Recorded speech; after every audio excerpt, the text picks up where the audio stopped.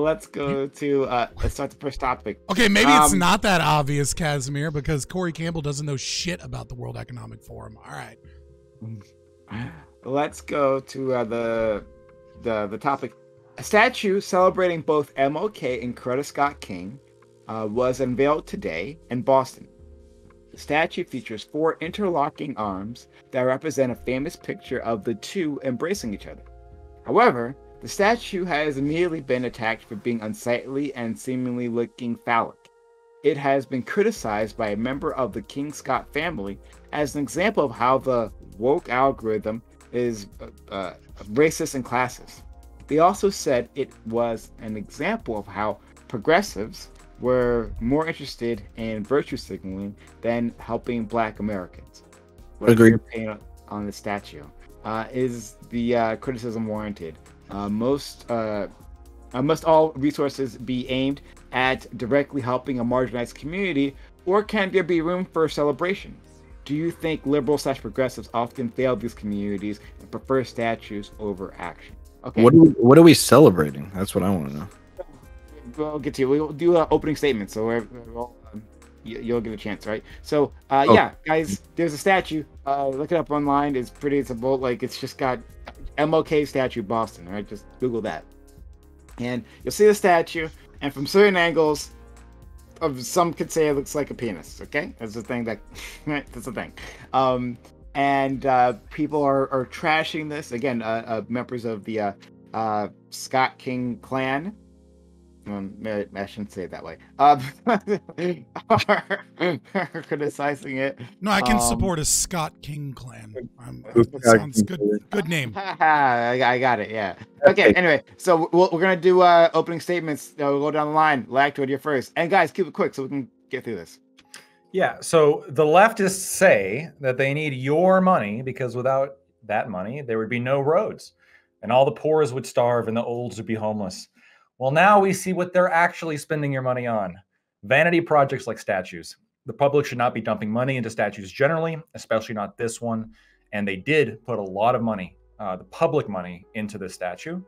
And this is just a funny example of it failing spectacularly. It's almost universally agreed upon that the statue looks like a big dick or a turd. And I think it's funny. It's a bad principle. It's a bad idea. And it's a really bad statue.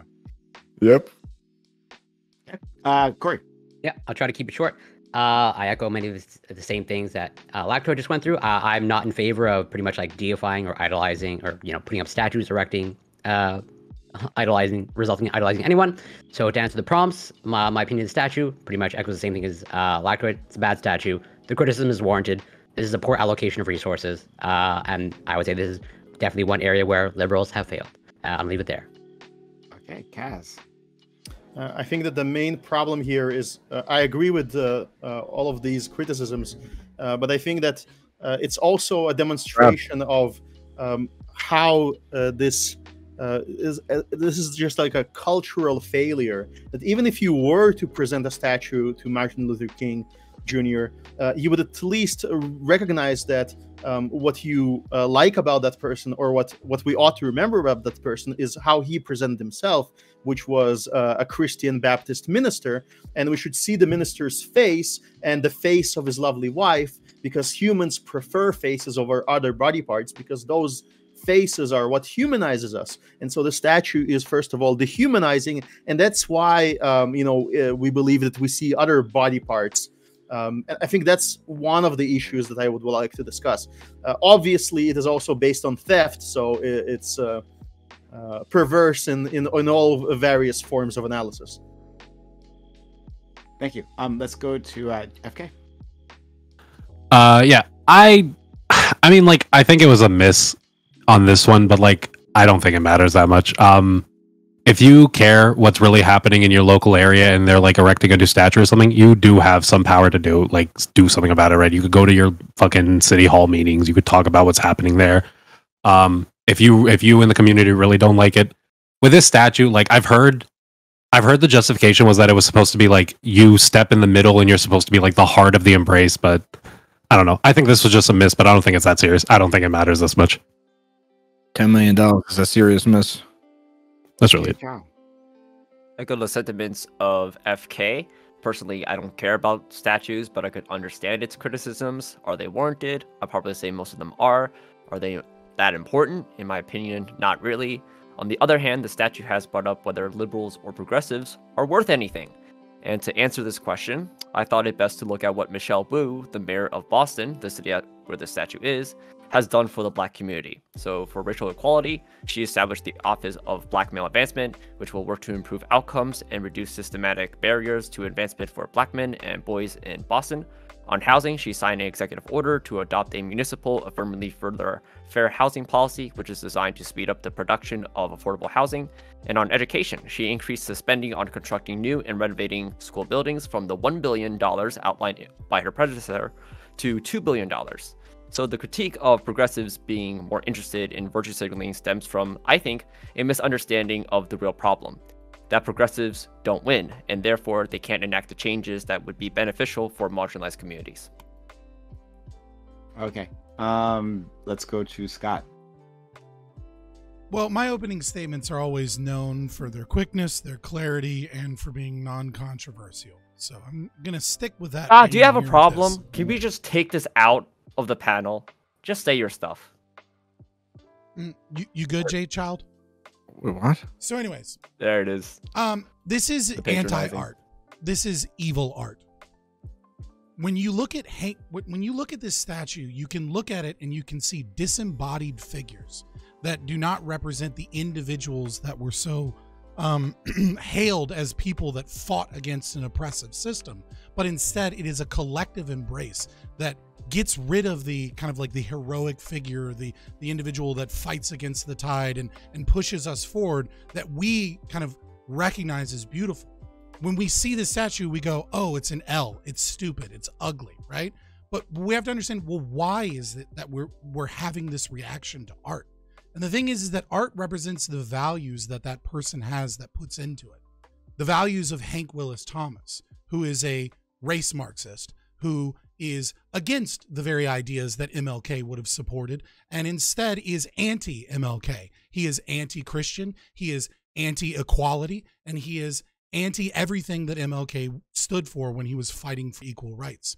In fact, if you look at Portland, Oregon, where one of Hank Willis Thomas's exhibits is, you'll see that he states in the very beginning, as you walk into his exhibit, all art is political. This is political praxis to destroy the ideas of individualism and force diversity, equity, and inclusion. In that same piece, he has white imitates white as a statement of next to history is present, right? As a means of saying that white supremacy is this giant evil thing that is, and that whites always imitate other whites, and that white supremacy will continue forward, etc., right? The disgust that you have when you see it, the comedy that you feel when you see it, is recognizing that it is not an appreciation of aesthetics, and it's not a universal value. Instead, it's a Marxist sculpture with disembodied figures where people can see all types of things in it, but the most common thing that people see is revulsion to values that they have. And so I would say that despite the craftsmanship that may have gone into this, this is anti-art, it's evil, and we shouldn't have wasted $10 million stealing money from other people to build it. Question, quickly, because I didn't get a chance to look it up. Is the sculptor white, black? Do you know? They're black. He's black. Black. Okay. Thank you so much. Hank Willis Thomas, the exhibit I'm talking about, is All Things Being Equal. Is the exhibit. Thank you so much. I think the messaging surrounding all of this stuff really just stems from the same exact prejudice they claim to be fighting against. I think erect is a really good word to describe putting up this statue, because it looks like an erect penis, which we all can admit to. And no, I don't have any beef with you, Jay Chow. I don't even know you. But all I hear when you say or go on those types of diatribes is, we need more money. We need more money. We need more programs. We need more progressives because we need more money, more money, more money, more programs. Well, True. Here's your money, $10 million. And what did you do with it? You built a penis turd. I don't know what else to tell you. So maybe you should look for, within instead of the people and who they elect. Because, I can tell you right now, these programs, there's a history of them. They've been going on for quite some time, and they haven't done jack shit. That's my 2 cents. Thank you so much. So I'm a little bit like torn on this one, to be honest with you. So I would really like to say that this is like a massive L, right? Because it does look like either a giant dick from some angles. It looks like Prime eating ass from other angles. It looks like a Lovecraftian monster from other angles. Like, it's true, right? Of course. But if you look at the statue from the angle that it's meant to be viewed at, it looks like a heart, right? It looks like two arms, an embrace, forming a heart. And yeah, you're like I think FK said, you're meant to walk in and be the heart of the embrace, right? Be within the embrace, the love, the equality, all this kind of shit. So I feel like I wonder why it's relevant that looking at it from other angles, the incorrect angles, makes it look bad, right? If it's meant to be viewed in a certain way, and you're not viewing it in that way, you're intentionally viewing it another way. It's like, hey, well, if we turn the Mona Lisa upside down, it looks like this. Or if we take Starry Night and twist it sideways a little bit, it looks all fucked up. Sure, but the artist it obviously intended it for it to be viewed a certain way. So why not just look at it from that perspective? And in that perspective, I think it's a beautiful piece of art. Okay, open to the panel. If this was a piece, if this is a drawing and it had like a clear line of horizon and a clear representation of what's up and down, then yes, you would have this argument that hanging it upside down would be obviously would mismatch the expectation of the viewer and would like mismatch the humanity of the viewer. But here, those are sort of failed excuses. You don't get the same problem with any of the classical ancient structures that people respect, even though they display tyrannical, leaders, murderers, and criminals, and heroes as well. And the reason why we respect those statues is because the artists actually had values when they created.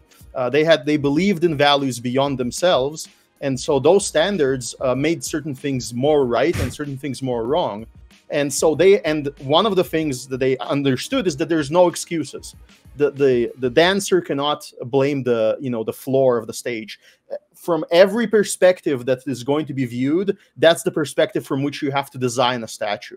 And all classical statues were designed with that in mind. If you have a relief, then you get to see only one side of it, sure. But if you put a statue in the middle of a space, then you don't get to tell people, oh, walk around somewhere else. Okay, I think that's a little bit like ridiculous. We can actually go further. Wait, hold on. But there are values here that this artist had that transcend himself, transcend the space and time in which the statue was erected, right? So how could you say that he has no values, right? Or the problem is that they transcend humanity. That he does say he has a value. He wanted to cut away everything and leave only the embrace. The problem is that he cut away the head of the person he's depicting. And this is a tragedy that people don't understand. Yesterday, I happened to have looked through the statues of Roman emperors. These were just busts, but in those busts, they displayed the face and the shoulders sometimes. But primarily, you focus on the face, and you focus on the eyes if the art is detailed enough, and you understand that this is not just some kind of a symbol; it's an actual human. And you start getting curious about what made them such. What made people trust them enough into that position of power, for better or worse? You start sort of trying to engage with that person, even if you don't know them. I don't know a lot about, some Emperor Tiberius or even Marcus Aurelius, right? But I look at their faces, and because they look like humans, I empathize with them, and I start looking up their history, and I'm interested in them as a human. And so if I saw their statue in the middle of some city in Rome, I would understand that it's important and it's another human and I should be curious about him. Whereas this is not a statue of MLK. It's a statue of two arms embracing. If I understand the context for embrace, sure.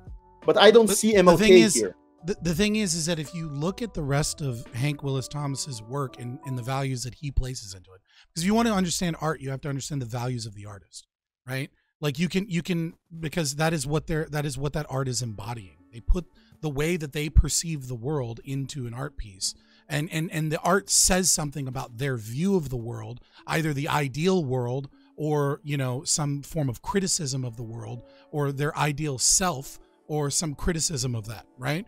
And what we need to understand is that he's famous for what's known as perspective identity. He intentionally creates artwork that is meant to be viewed from multiple angles as a means of stating that who we are and our experiences inform like the way that we see the world, and he plants subjectivism into everything, right? Like there's a piece that he has where he has like, it's neon and it's white neon, right? And it's like it says like off white. You can read it one way and it says off whiteness, and then like in another way it says like something blackness. I forget, but like you can mix and match the way that you view it based off of colors to come out with different ideas of the identity. It is intentionally cutting off the heads and collectivizing the embrace and getting rid of the individual, and instead allowing all of us to kind of interpret our own meaning as like this giant oneness where everyone is different. The values here are explicitly Marxist, explicitly anti-MLK, and explicitly anti-art. Casimir, out of curiosity, like based off of your description of like how you understand, I don't know, all art or some, basically I'm curious, like your emphasis on faces, is that like just exclusive to statues, or you think like all art depicting like paintings or drawings, your face sort of like barometer holds true as well? Like basically, I'm asking. I think it does, but specifically, this is not just some work of art. This is not like an abstract value that's being presented. It's specifically presented as a statue of MLK. If this was a statue of an embrace, we would still criticize it. We wouldn't criticize the statue of MLK, right? This is the ridiculous part here. Is somebody shows me a picture of MLK, and it's Malevich's Dark Square, right? I would say, no, this is Malevich's Dark Square. It's just a piece of painted surface. It's not a portrait. And this is we have a legend about this, the naked king, right? Everybody's supposed to say that the king's new clothes. Everybody's supposed to agree to this and applaud this. And yet you see that it's bereft of the things that are required from an MLK statue, which is MLK's face. You can reduce a human down to his essentials, and that would be the face. If you remove the face, that's the first step to dehumanize, is to cover the face with a mask is dehumanizing. If it would remove the face entirely, yeah, okay. So if I face, would you feel different about it? Sorry?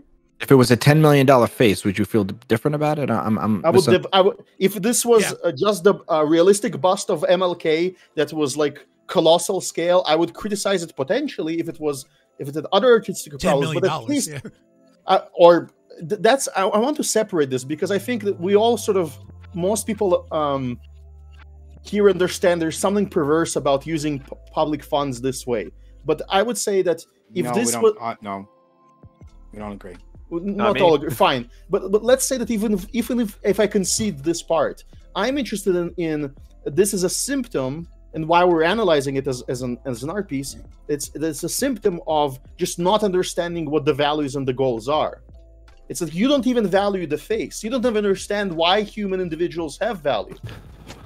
It's not his arms that we value. Everybody has arms. It's specifically, he was the person that did something. He was the Christian that universalized rights in the United States. I mean, that can be the case, but like art doesn't have to be like one specific thing, right? The idea is you could take like something. You could take Martin Luther King. You could take his legacy. You could take a moment, a snapshot of that legacy, right? You could be like, this is what that snapshot means, and then you could try to portray that in some like medium, right? Yeah, I don't think it was supposed to be art or a celebration of Martin Luther King, but more of the message of the grasp or the hold or what's to come of. So I don't really think it's a problem. It's a problem, right? You've identified it. Yeah, I agree. It's a problem, but my point is that you're saying is that your argument, saying that because it's a artwork about the message and not about MLK, that's what your beef is, or is it the fact that It's one of the criticisms, but I think it's the criticism we should focus on, because I think that it's like why that's why we keep building ugly buildings. We have a society of ugly. We live in we're creating an ugly world around ourselves. If I look at modern, isn't that convergence? Yikes. Yes, it is convergence, but I have an explanation for that convergence. I have an explanation for that. There is an aberration that occurs when you socialize things. When you make things corrupt and government based, then they become uglier. If the government things I don't like are bad, and the things that I like are good. If the government had the ontological idea, before you continue this point, because just really quick, I can get with what you're saying, but in reference to artwork itself, do you think that artwork that doesn't portray or that portrays a message, if it is well designed or aesthetically pleasing, is okay? All art portrays a message. The message is the values that are as I described them, right? Like, well, it's the values of the artist places a message in that art.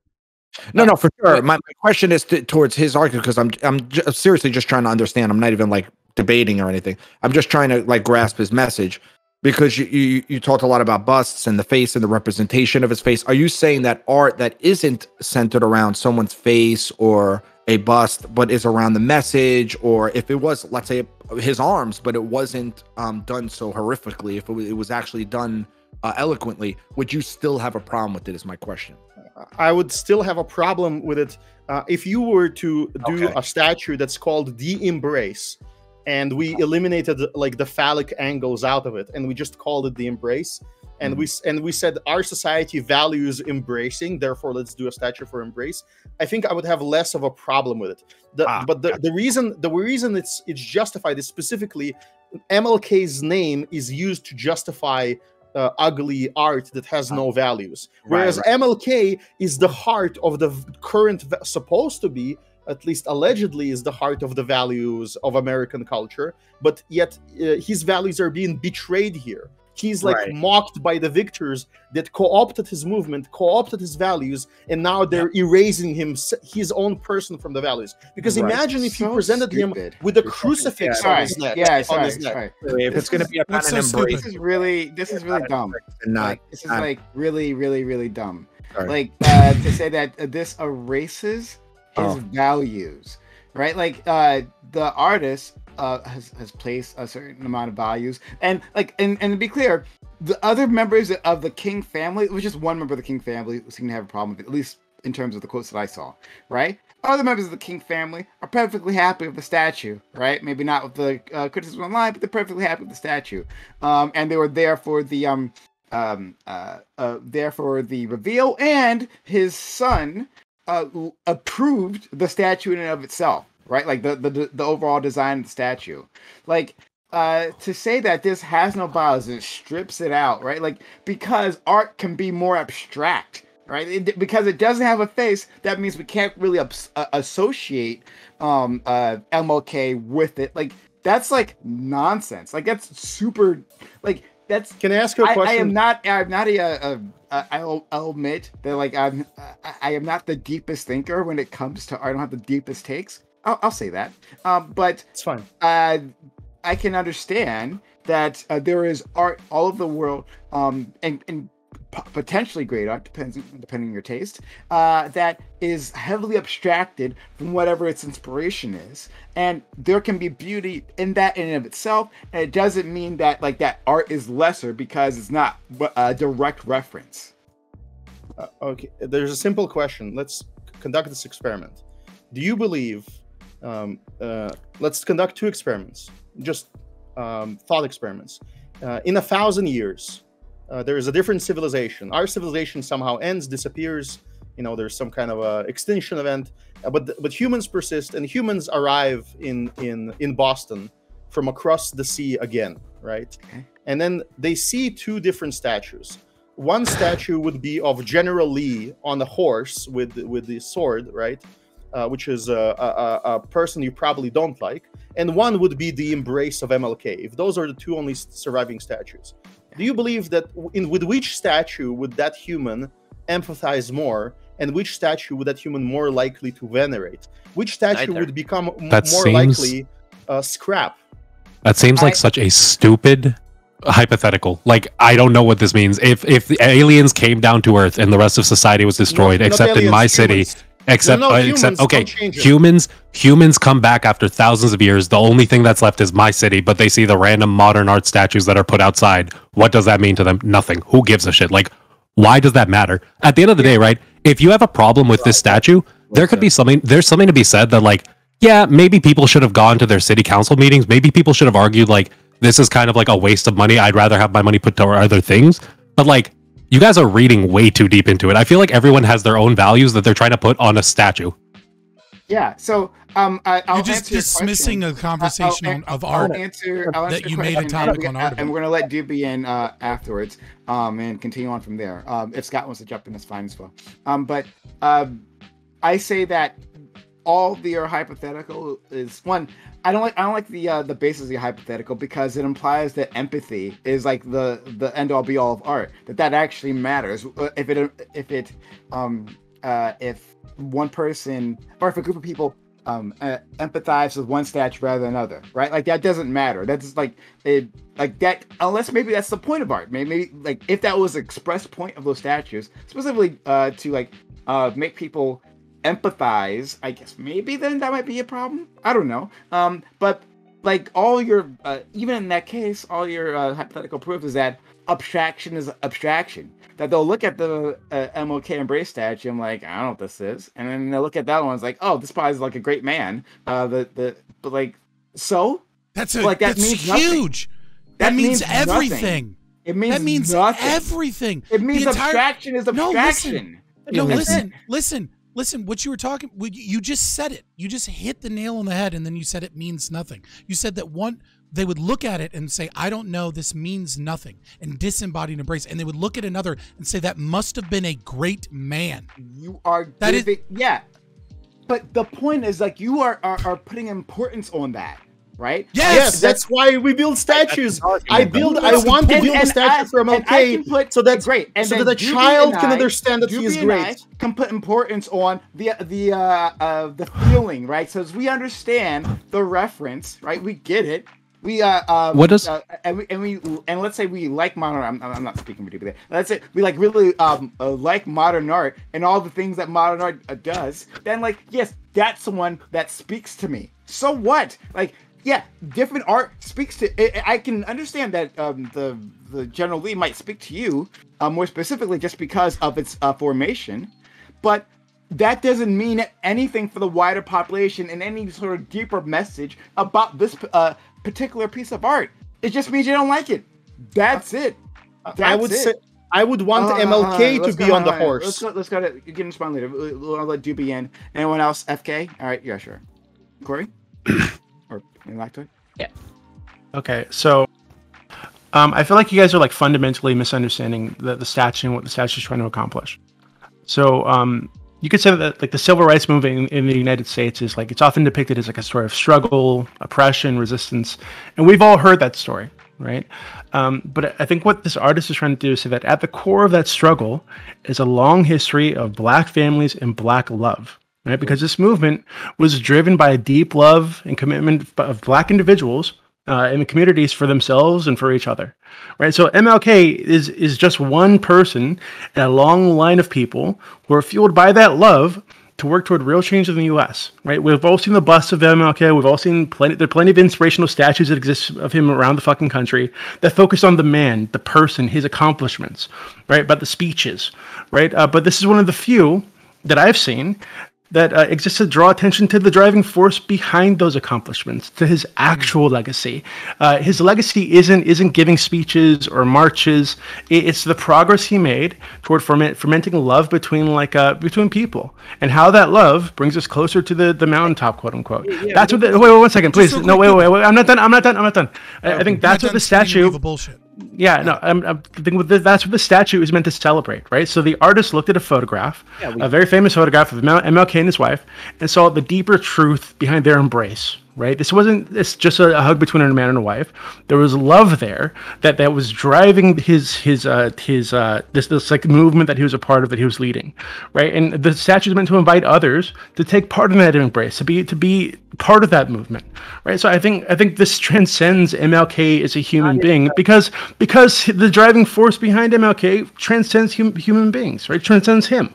I think that's beautiful. Yeah, but isn't it? And like, no, Doobie, no. Oh my god, I was gonna go next. Let's go to FK. FK was next. We gotta move along. Like, so, FK, Corey, Lactoid, and we can go from there. So yeah, another thing to build off of that. We know who MLK is. We don't have to keep showing his face. People know his face. It's fine if you want to, but artists have liberty to do what they want, right? Like when people put up that bull, it does, like, that bull is a fucking bronze bull. That doesn't mean anything else technically, right? But there's a story behind it. There's a meaning. There's like a reason it's there, right? It like represents part of our market. It represents part of our country, whatever, right?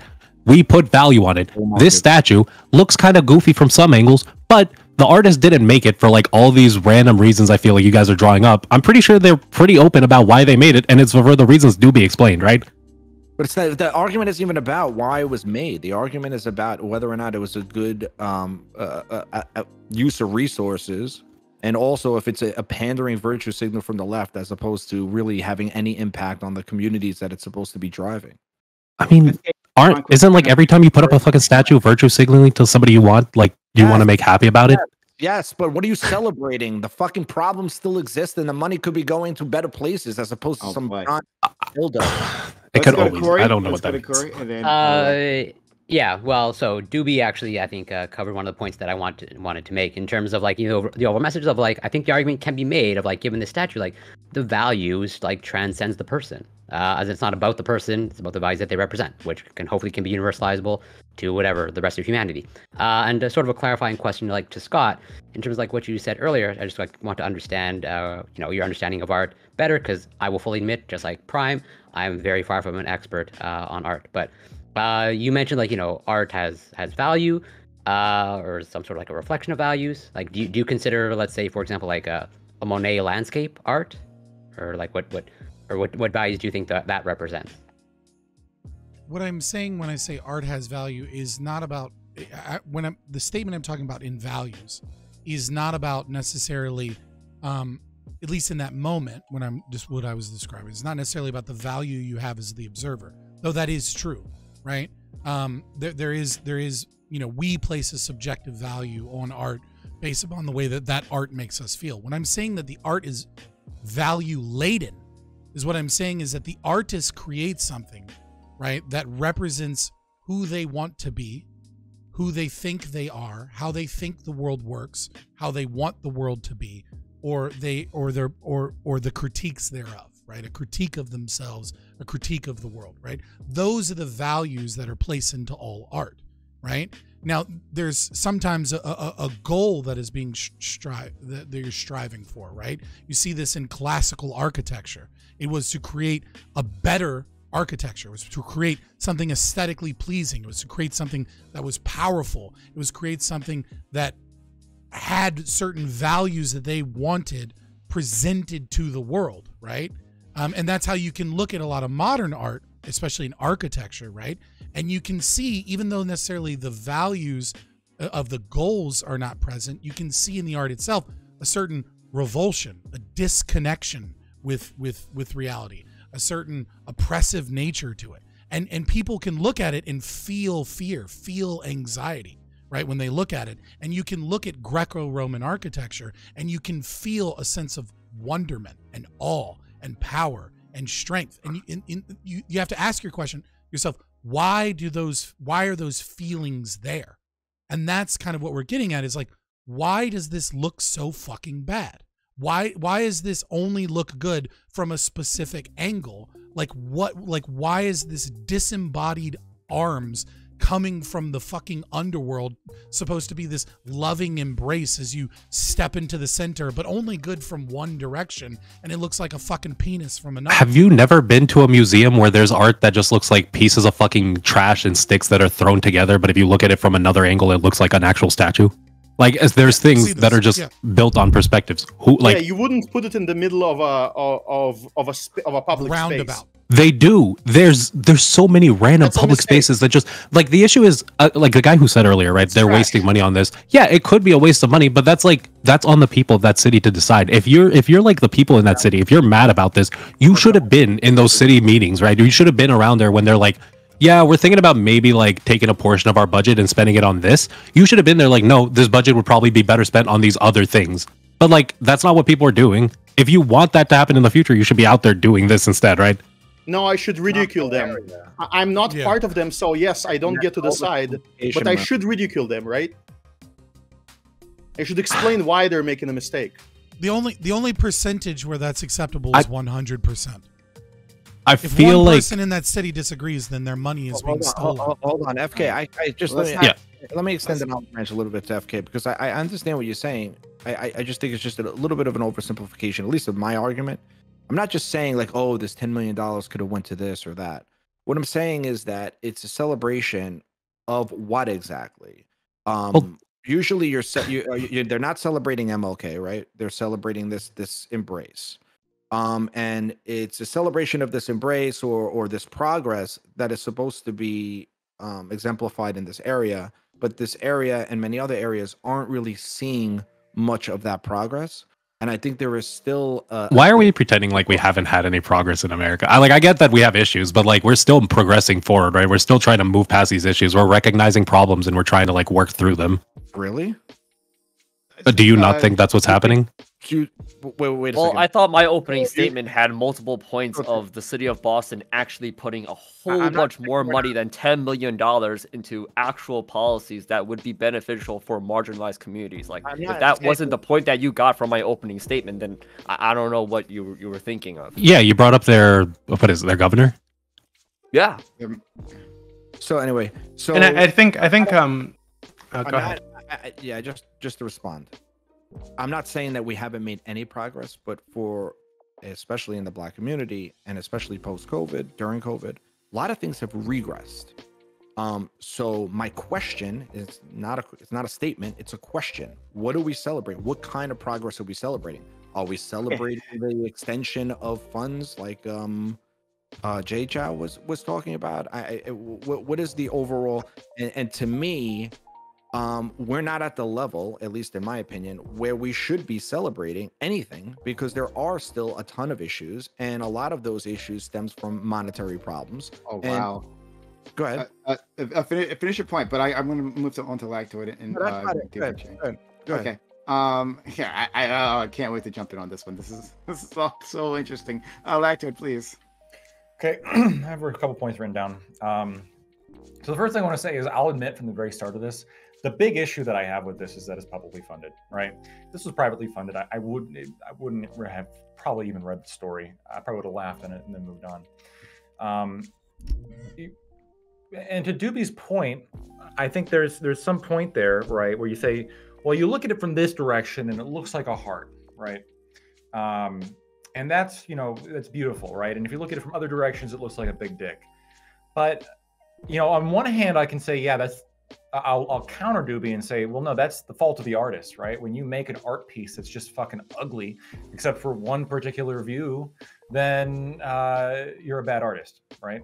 However, bad artist, what does that mean, right? We're talking about art. Perhaps the artist viewed a big dick as subjectively beautiful, and perhaps some people agree with that. So I think this sort of just underlies that decoration is kind of a stupid thing to spend money on. Just because of the subjective nature of it intrinsically. One point to FK, having people vote on using your money is not consensual. Sure, you could have showed up at the meetings, but you could have been outvoted, and now you lost out on your money. The last thing I want to say is I agree with Doobie, actually, that I prefer the statue not have a face.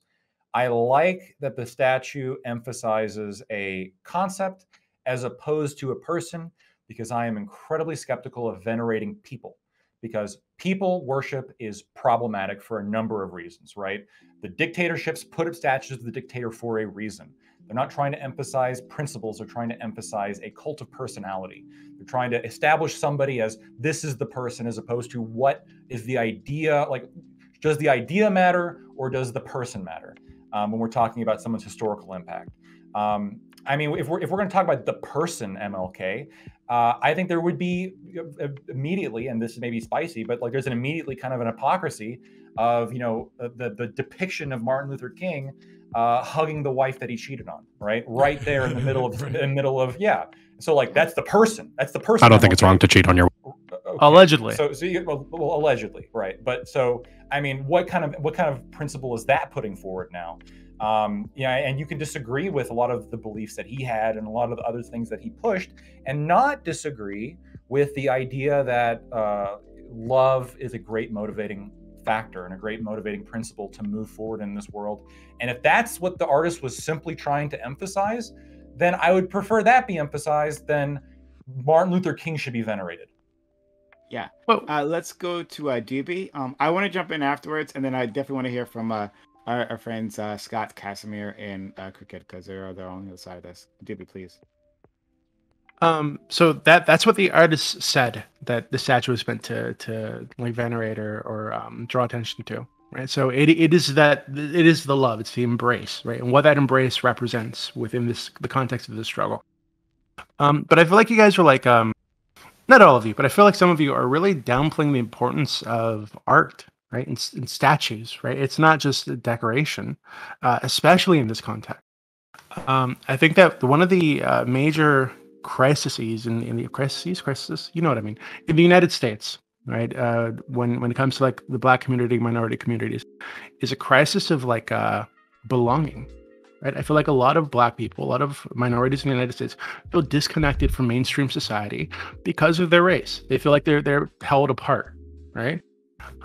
Which is why I get annoyed with you guys when you ask me what I am when I say that I'm American. Okay, fuck you guys.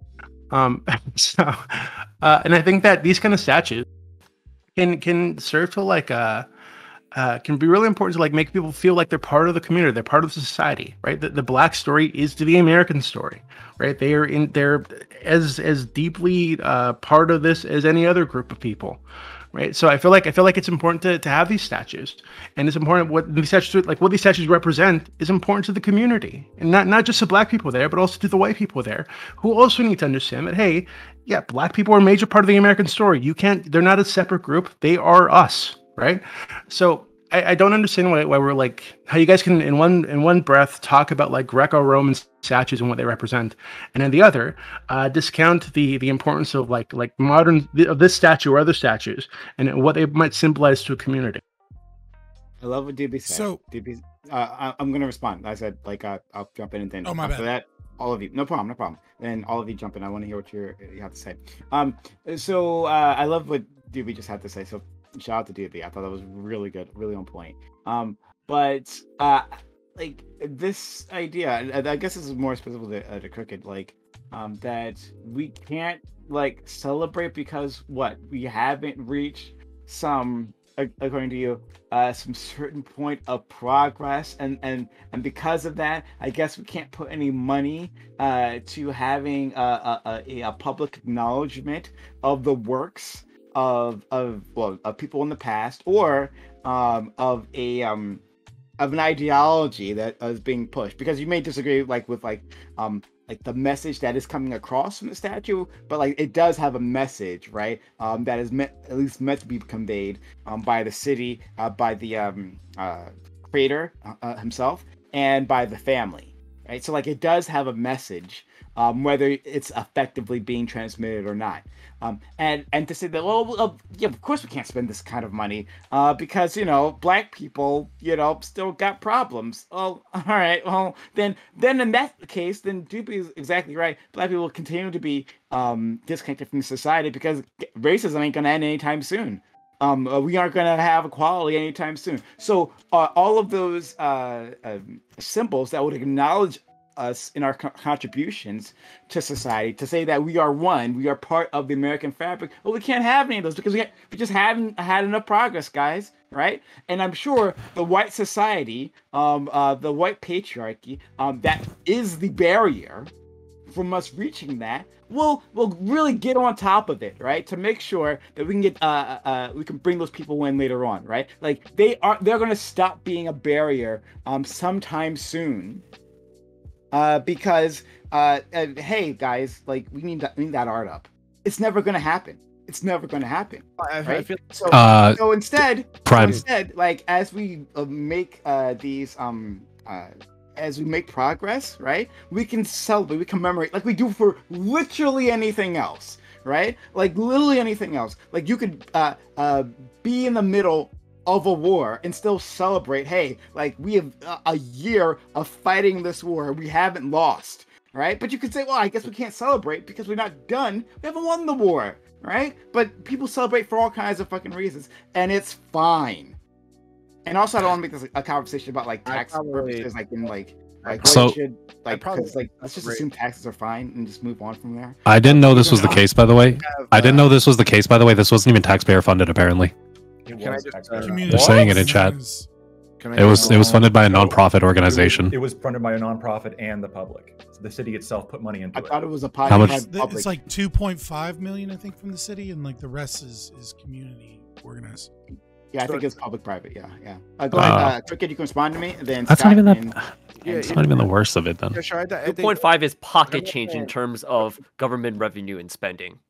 Yeah, for like, Boston, like for all of it, it's really difficult to talk anything about tax spending by the government because, from our perspectives as individuals, millions of dollars is a lot. Like some people in the entire world would not be able to make that much money in their entire lives.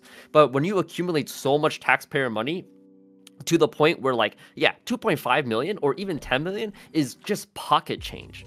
Actually just pocket change. If you were to just divide that number by the population of Boston, then you'd be getting just $10 million, not even the 2.5. That would be $15 per person.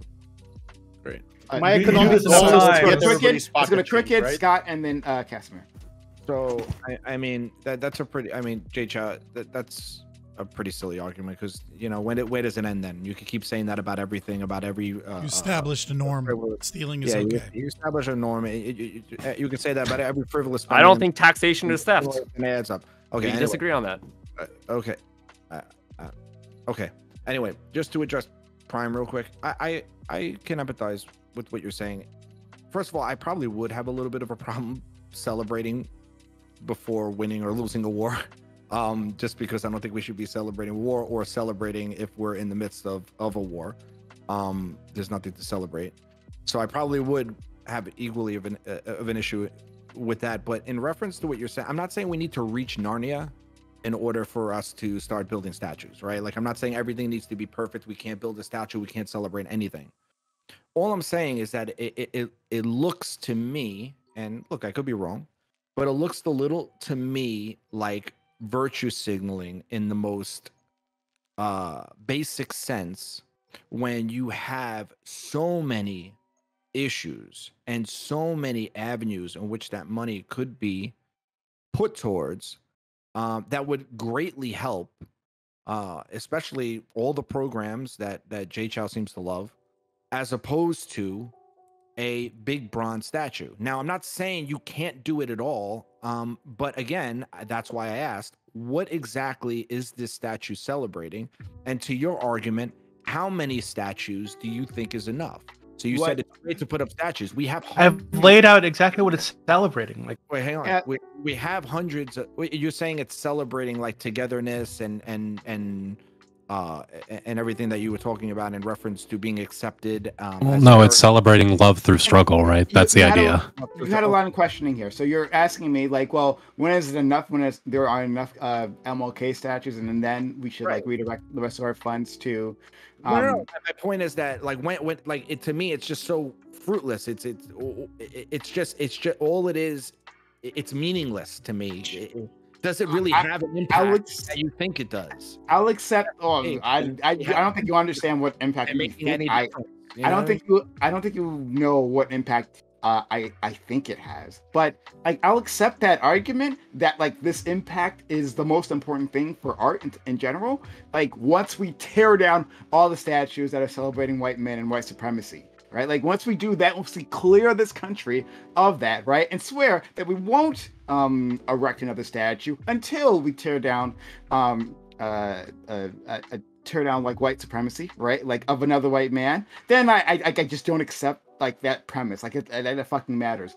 Like this, the idea that $10 million, let's say like all of it was public money, right? That this is a significant investment for a city government, right? That has damaged possibly all these other programs. Like that does like it's a fundamental misunderstanding of how city budgets work and like how resources are allocated and the benefits of making your city prettier, because there's lots of benefits to that. Hell, just as you can look at it as if the statue, like I think it would be better looking. I don't think it's the best looking statue, but still, you could say that it can be a tourist attraction that'll grab more people.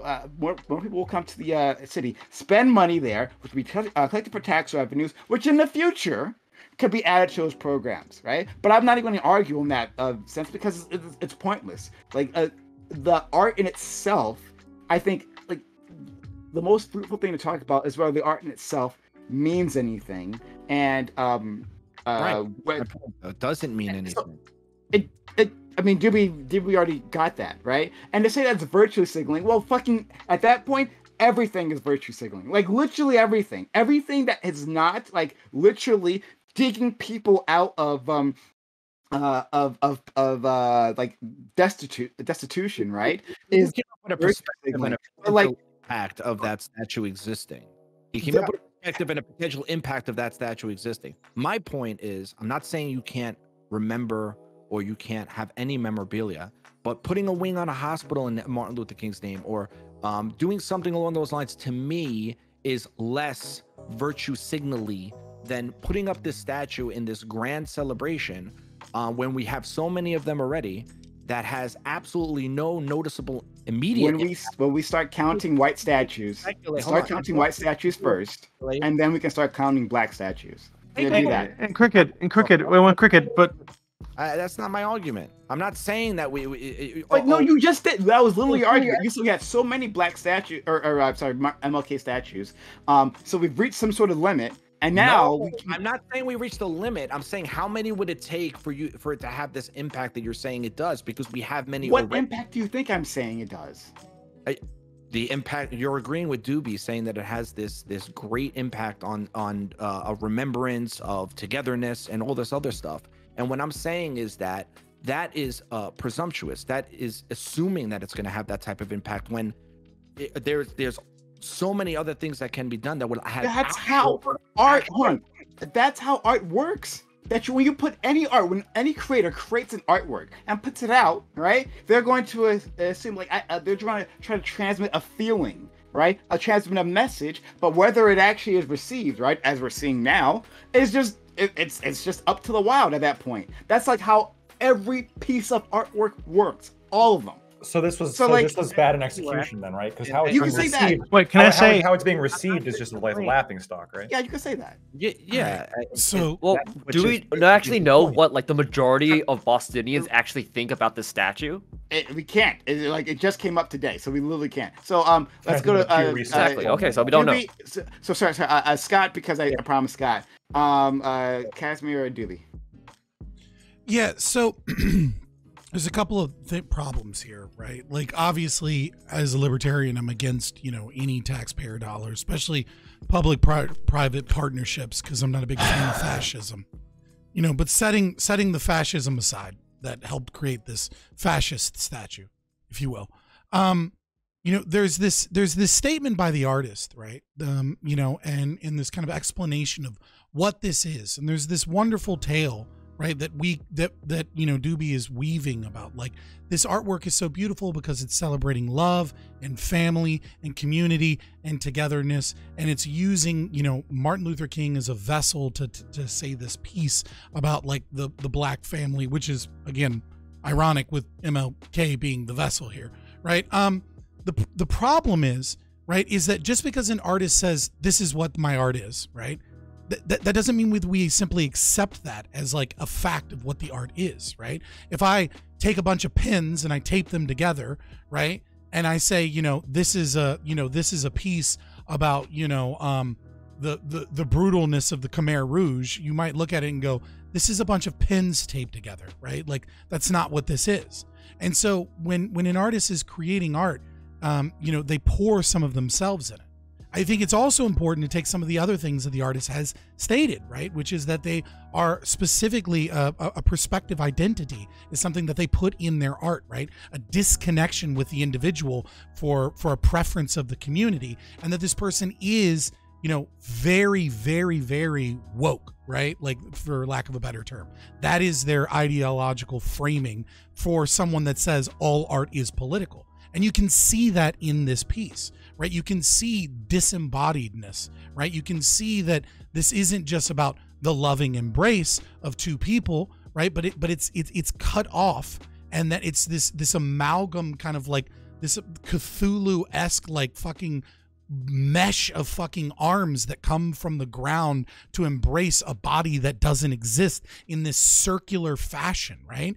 And so, when you use MLK as a vessel for this, right? Because you have a stated goal of togetherness and love, and yet you have a vessel which is an individual, a champion of history, right? Someone that we love and we praise because of the message of him as a leader, right? That changed the world in many ways into a better place, forgiving, some of his flaws, right? It's the same thing that we do with George Washington, right? George Washington had many, many flaws, and yet he changed the world and America into a better place. Christopher Columbus, right? Many, many flaws, right? Though many of them might be made up bullshit by his political opponents.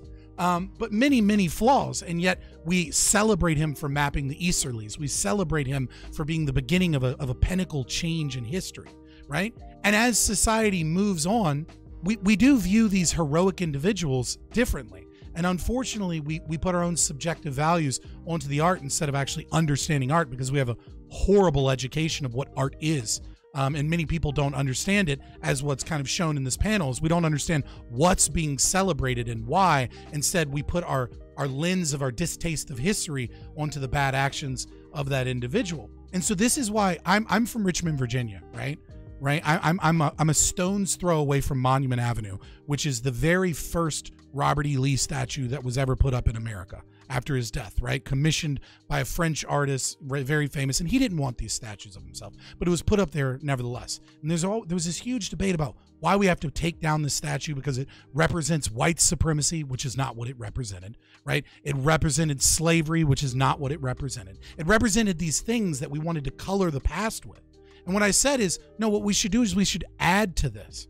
The thing that I've always argued is that Monument Avenue has plenty of space for more monuments. And what we should have done instead is, instead of arguing about taking down Robert E. Lee statue, the first one, right, who was, in the capital of the Confederacy, right, who's, still known as one of the greatest war generals of all time and still studied to this day for that, right? Instead of, what we should have done is we should have added context.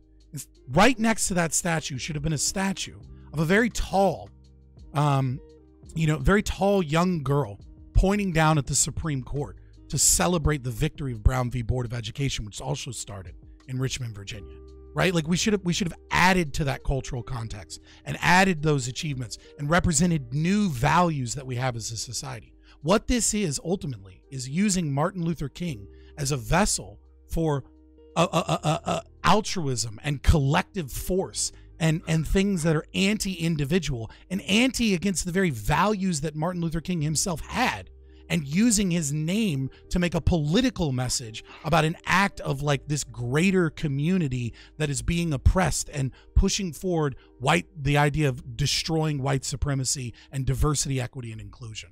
Scott complains about, like, us putting on like ahistorical context onto statues like the Robert E. Lee, right? Saying that that's not what it was about. That's not what the French artist was doing. He wasn't celebrating white supremacy. He wasn't celebrating slavery. Okay, right? But then, like, the artist of this statue has a whole list of reasons why he created this statue. And I'm like, well, no, that's not true. No, that I can define that. Marx for sure. Yeah, it's Marxism, bro. Just easy. Obviously. Is there Also, I Fuck mean, the individual. from my understanding, Yes, the whole yes, no. statue was supposed to be centered around MLK and his wife. The stuff that Doobie said and that you're talking about it, I haven't seen His- any. Unless I'm missing something. I didn't. Well, see the No, this is reason the it's that problem. perspective is so people stand in the heart. It's supposed to be like all about symbolism, bro. Art is like gay as fuck. You should understand that at this point. No, the Look, problem Look, is I'm gonna post a the link to king the is artist naked. site where he himself describes the abstract. yes, and statue, that's the right? problem. The descriptions are Oh, beautiful God. and they're so heartfelt. And when half an hour ago, Doobie was telling me about the embrace and how it was so important to sort of generalize it to the entire community, I was with him. My heart was beating. I agree. I actually do honestly agree that we should present that. And there should be a statue of MLK embracing his wife as an equal, where they're, they're presented on equal level, embracing each other. And if you want to make that statue more impactful, you can make it less realistic. And you can show, instead of the embrace where they're looking forward, you can have an embrace where they're looking, stealing a glance at each other, to emphasize their mutual. But that's not. But that's not what this is How about. is this the end of the world? You're Chicago has like a oversimplifying. giant No, beam. the problem is that the art should be speaking for itself, and instead, what modern art relies on, the fake art, or maybe the Hegelian art, which is it relies on the description. It's that little plaque at the bottom that needs to educate you instead of the art itself, and that's the flaw. The art should be translating all of those values directly to the potentially to the person that has the minimal amount of historical context. They should understand the emotions because they should empathize with them. What art does be that? homeostatic. What art Understand the separate from human. all context communicates anything? But the context should be within the work. It's within the says work, who? not in the description. So- It says I, because the text can be God, lost. king of The art. text, the pundits. Give me an will be example. gone. Maybe I'm just misunderstanding. Give me an the example of a pundits- piece the of art pundits- where the context is within the art. Again, there is going to be some context that remains within the work even after most of the civilization that created it has disappeared. And this is why you might lose the context of who is this general. You don't know how many people he conquered, how many murders he committed. You don't know any of this. But because you see him riding on a gallant horse, you know that he's a great person. At least that greatness is conveyed. No. Now, if the Or value We know it's a man on a horse. horse. The value that you want to convey is a loving embrace, then show two humans lovingly embracing. If the embrace is particular in some way to MLK, then show MLK embracing his wife. And I feel like there is a problem where you remove the face. There is a problem with the dehumanization. Is that an embrace is about looking at each other? It's about feeling each Okay, other. but you're oversimplifying. That's You're Also- oversimplifying what the art is trying to do. And also that was a really. Go ahead. I was gonna say, like, trying to like use the example that you brought up earlier, Casimir, of like, whatever, humans go extinct, and then there's, we get resurrected, and so like they're devoid of context. And I don't know for sure, but like I don't think anybody really knows for sure. But I think two devoid of faces, like two arms embracing, is more universalizable than like a man on a horse. I can make the argument of a man on a horse, a man riding horse, that can like signify like something a little bit perverse as well. Yeah. So like, I don't see how like taking these things in a vacuum, a man on a horse. I'd go with like the arms embrace. I think that's way more universalizable, and like is way more is like when it has a natural face attached to it. Also, I could be really stupid, right? I'm a zoomer. I'm a young boy, but I like, from what I understand, usually when you find like, at least in like parts of history, these enormous art pieces or like these big things like a man on a horse, or like he has like statues built to him or something. Those are like, what that mainly tells us is that was probably somebody wealthy who could get that shit commissioned, right? Like, Right. I like, there's a lot of things we could view out of this. I don't know. It just seems weird. People on the panel were sort of being deceptive, just to disagree, where they were saying that it doesn't really matter, but it does actually matter, because that certain values, when they're embedded in the art itself, they're going to transcend. They're going to be translated. They're going to be interpreted by the viewer throughout time. Something will get lost, but something will remain. And with this statue, most of the context is written on the piece of paper, and it shouldn't be that way. In fact, one of the main contexts that's completely missing from the statue is that it's an African American person, is that it's a person who 100 years before that time could have been a slave. That context is also entirely missing because you don't see his face. And his face tells you that the group that he belongs to, the group that was oppressed. Does the statue have a placard or anything next to it, or is it just that statue? I'm sure it does. I wonder if that placard maybe says some names or something. With descriptions, and the way it's presented to the public is in the context of the artist trying to educate you about it. But because he's educating you about the basic things, there's something perverse about it. He shouldn't, there should be MLK in that statue, and there isn't. If it's a statue that is for the African American community, for the Black community, there should be some of that in there, and it's not. It's absent. Why is it absent?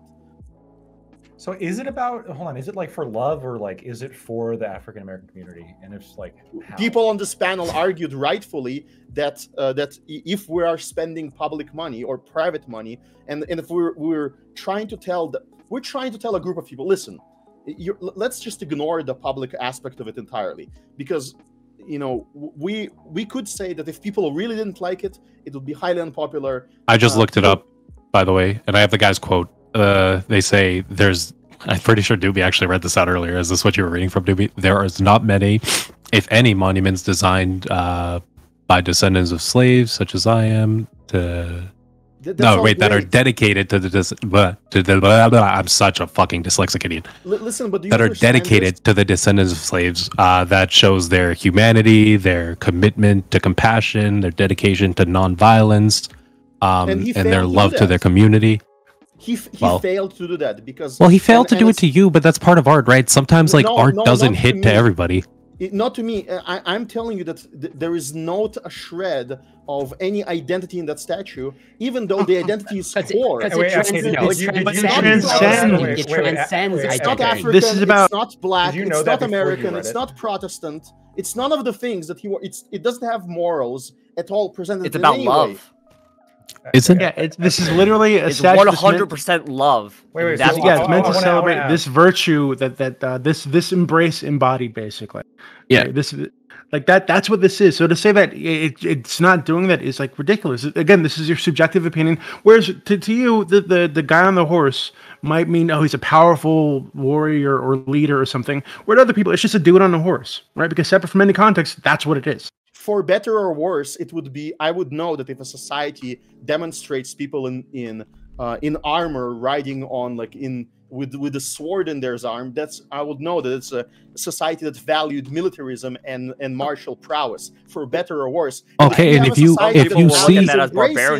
see a hug, wait, but this is humans embracing. But you know what this shows? Here, I can be a little art major that's just over here writing my little essay. What this shows is you don't have to see the humans, you just see the emotion, right? You just have to look at the embrace. It takes the humans out of it. It's going, humans were there. Part of that struggle was part of humanity, but behind all that struggle is that love, right? It's why it's shaped like a heart. It's why it's why the human aspect, the people, are supposed to be the people who stand in the middle of the embrace, right? The people who represent the heart of the embrace.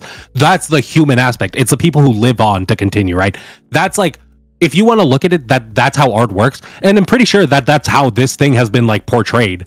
It's what it's supposed to be. I don't get what this extra stuff is now. And yet his clothes are described in detail by the priests or by his priests. Maybe that kingdom is really into nudity. But the king is naked. He is naked. The king is full of clothes and he's having a great time. I think. And I like the clothes. This is ridiculous. Please. Maybe they just finished having an orgy. Casimir, so using your examples earlier, the two statues, this one and the man on the horse, so. Which of those two statues do you think is easier to explain to let's say a 6-year-old child? I think that when you present the full human figure, it's easier to relate to. So the current this MLK statue is easy. You think the man on the horse? I think that's removing when you start removing parts, you're removing parts based on their level of being essential to convey something.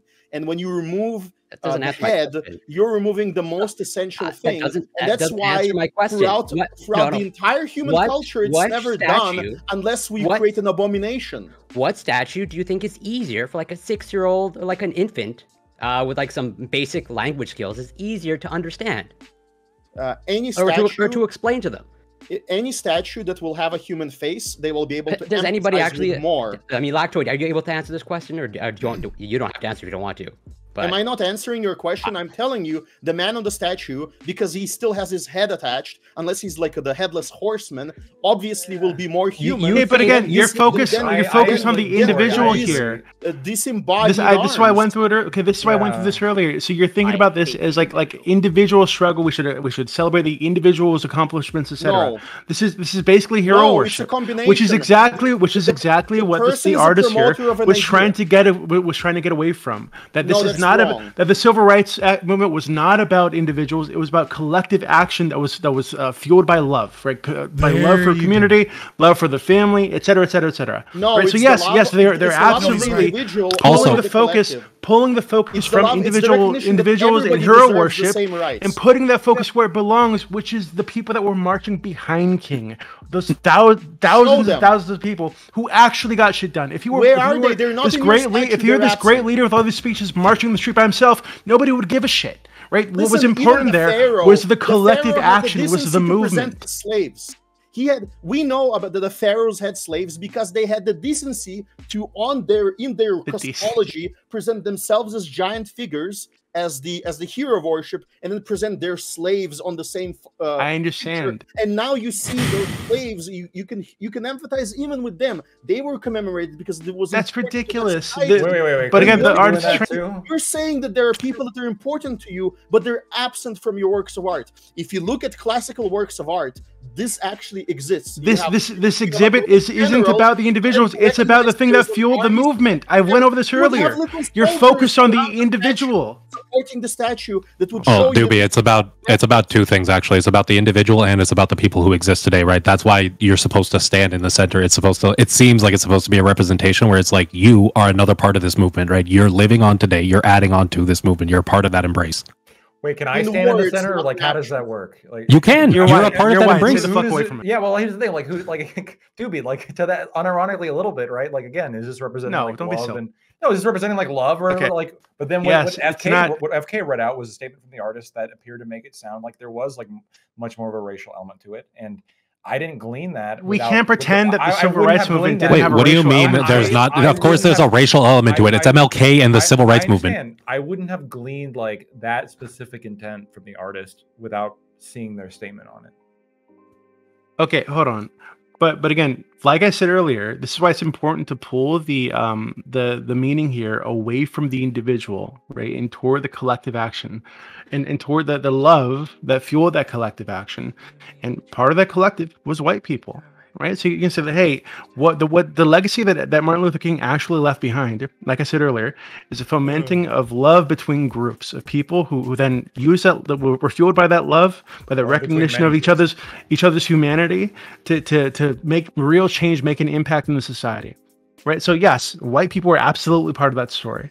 Right, but if you were to go back to the start of the civil rights movement and the black struggle in the United States, at the core of that struggle has again been the black family, black love for community, for themselves, etc. That's what's fueled the entire thing, which is what this statue is meant to it was meant to embody. It's not about the individual. The artist said explicitly that he's trying to pull this away from the individual Martin Luther King and focus on the thing that drove the movement. How abstract does it have to get before you start to be like, yeah, this is fucking ridiculous? I don't think this is that abstract. I think you guys are. It could be. Reads a beautiful my brain is fucking massive, and I'm just able to see meaning where you guys see. Well, I see it. So like one art piece that I saw that I actually thought was kind of creative was a guy who did a art piece called "Take the Money and Run," which he was hired to do like an art piece, and he didn't do anything. He just left it blank. and put a little sign there that said like, this is what the piece is, take the money and run, because he took all the money they gave him and he didn't do any art. But that was the art in of itself. Like the art in of itself was like, you look at that and you think about like how, wow, like the artist like made, like the artist took the money and left. So like I think this is one of the criticisms generally of modern art, of like, it's so subjective that like, especially when we're spending money on it, like at what point do we start to get upset over what we're spending on it? Like, imagine if hypothetically, instead of the big ugly dicks, it was just like a big empty space that was to like represent the emptiness of America without black people or something. Like, would we be at that point be like, well, this is kind of the emptiness of white women without black men? Go ahead. Yeah, like at that point, would we be like, wow, this is like kind of stupid? Or would people be like, no, this is a deep meaning? Like we go there and we experience what it'd be like, the void, the emptiness. I mean, you can find meaning anywhere if you want to be like esoteric enough and like, you know, drink a coffee. Yeah, but that exists. That exists even in like famous like Renaissance paint, like the Mona Lisa, for example, right? If you speak to like an art nerd about the Mona Lisa, they're gonna pull up fucking got countless interpretations and symbolism and meanings from this. What is it to me? A portrait of an ugly woman sitting. Some ugly bitch who no one cares about. Yeah, like, but the style was super special, Doobie. But this is like a fucking icon, right? That's supposed to like be passed down through the ages. Oh god, the Mona Lisa. It's so beautiful. It's the most important piece painting in history. It's just an ugly woman sitting down in a fucking chair. Like who gives a fuck, right? So. Again, if your argument is, hey, we can read meaning to anything, sure. Well, okay. No, that's what. But this is what. But the meaning here, but there's an intent here, and the intent is very. You should call them on their bullshit. Of racial injustice. If somebody is telling you that the Mona Lisa, listen, Doobie is wrong here. If somebody is telling you a lot of bullshit about the Mona Lisa, and they can't point at a fact at that painting and say, listen, this thing, and when they point to it, it is something that you understand, and it doesn't seem like a complete conflation. Like they're not pulling it entirely out of the ass. You will evaluate their statements based on what is seen in the picture. If they tell you that Mona Lisa is a collectivist statue because behind her there's like an imaginary crowd standing, you can point to that person and say, no, dummy, there's this is like just one person. I don't see anyone behind her, and I don't see any human faces in the background. You know, you're delusional. Because the reality does not correspond with what he's saying. And a lot of art critics are pulling bullshit and not actually corresponding to reality. Whereas if you look at the group chat, I showed you a statue where there's a statue of a fallen soldier. It's just the boots and the rifle and the helmet. So how do you humanize that with the fact that there is a soldier that his body is missing because he wasn't recovered in the war? Well, you show his family, you show the collective, and you show the children and the wife and the elderly couple behind them, which is likely the parents. You might even show his teacher. You can show rows of soldiers. You can show rows of supporters. You have $10 million and tons of brass to do anything you want with, and you exclude everything, and you tell people that my exclusion is good. Also, the statue you sent isn't bad. I'm not gonna lie, but also if they had just put the shoes, the rifle, and the helmet, I feel like that could have just told a different story. If a different artist wanted to do that perspective, it would have been just fine. I don't think anyone would be going crazy being like, and then that's actually not really that good of an art piece. The family, we would be looking at that statue and be like, wow, we're mourning them instead of just like the family. Yeah, that would actually be a lot more powerful in my opinion. I'm gonna try again because I think like you dodging the question, Casimir, earlier, at least from my perspective, it's like I'm really not tough. dodging. Like, I can speak. Yeah, like you genuinely think that you can't explain you have an easier time explaining like the man on a horse statue than the MLK statue, where you can actually like recreate the statue with a 6-year-old. It's not an MLK statue. Embrace. Yeah, sure. Wait, a tribute to MLK and what he stood for and the values. Wait. The MLK statue is like the twisted arm statue. That's the statue you're talking about. Yes. His arms. The twisted arm statue is is more difficult to explain than the statue of a man on a horse. A man on a horse has clear values, whether you like them or not. You can literally recreate They're the human. embrace with a child, and just that's how you express like love and affection. That is what this represents in terms Yes, of but universalizable. You can't There would be a recreate It just weird sounds sound. like you're MLK. valuing simplicity in art, in which I don't think there's any problem with that, but art could be a lot more abstract and complicated and needs a lot more explanation and context. I don't think there's anything wrong with That's that bull- either. Okay, even the statue that you posted, Casimir, right? Is there's significant cultural context to there being a rifle in the ground with a helmet on top of it, right? If we didn't have that cultural context to refer to, we wouldn't know what the fuck this is. We would know. I don't know, bro. If a Sounds- Japanese I mean, person made a statue of like a samurai sword laying out of the ground, that would probably mean something else for them. But like, We No, have you the could context you could no, just as let me- easily let sit me- there and be like, that's no, just no, a sword in the ground. What does that mean? No. There's so much like oh my god. Like you guys are saying art is subjective, so we're just throwing out everything, and there's no objectivity and there's no values laden and everything. But there is values, and you just need the context of the values. No, when you look at the statue of the dying Gaul, there is so much communicated there. You understand, you see the dying Gaul. You see the actual cultural context in the piece itself. You see the history of the weapons used. You see part of the culture. You see the almost like the statue of David, you see the peak physicality of it, right? But do you quite understand the cultural context of the fear that that Romans had for Gauls? No. Do you see the hair color, right? Or the understanding, like, do you see the difference between, the Germans and a toga wearing Gaul and Gaul? No, you can always add some cultural context to it, but there are values laden within every piece of art. This piece has values laden into it, despite what you may say. And he even hints at it in his explanation. Pull away from the individual and move into the collective. That is what the art is in many ways representing, is what he said. And he uses the history of Martin Luther King, a heroic figure, to sell us a collectivist ideology. No, he's using the history of the civil rights movement. He's looking at everyone who was a part of it. It's fucking horrific. When you look at it, you can see that the values here are not aesthetics. They're not beauty. They're not the things that we should strive for as a society. And you say, but no. When you look at it from a specific angle, it actually kind of sort of looks like a heart, but also a hug, but also hands. And then you can step in it and you can be a part of the fucking penis cock turd horror film, Rocky Horror Picture Show, fucking mishmash of fucking craziness. And if you look at a photo, you can see the bracelet. The bracelet's the same bracelet, so actually it's MLK. And then Corey Campbell goes on this fucking cope about how it's easier to explain this fucking Lovecraftian fucking arms coming from the ground to a fucking child, right? Than to explain a statue that erects a man above other men as an important figure. That's somehow more difficult to interpret.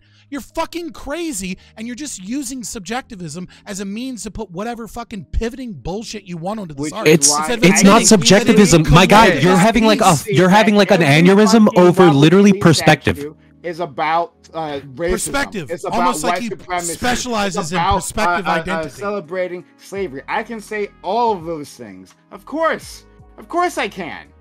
I can do that too. Yeah. Well, it's subjective though. Also the dying Gaul and love and the dying Gaul statue from behind looks like a dude jerking off. Like what is like how? Well, no, dude, but you don't get it. It represents so much more than just that. But like the dying Gaul is a human, okay? And because it's a human, it has a face. The focal point of viewing humans is to look them in the face. We evolved as a species and became better than primates, not necessarily primarily, but one of the major reasons was the ability to track eyes, to be able to see emotion in the face. The whole point of a statue of a body is to see the face, is to see the dying Gaul, is to see the sadness in his death. It's not meant to look at it from the ass. And yet there's no. He doesn't face even in the look statue. sad. Wait, hold on. You told us earlier. You told us earlier. Apply that to the Embrace statue. It's not meant to be looked at certain angles. There's no face. But it's not meant to be looked at certain angles. You're meant to look at it from the angle where it looks like a heart. Words. Wait, you're saying there's no face. You're saying there's no face. There's all this yelling. Wait, there's all this yelling. I think it's obvious. You're meant to look at it from the angle that looks like arms doing an embrace. Maybe I might be crazy, but maybe that's the case, right?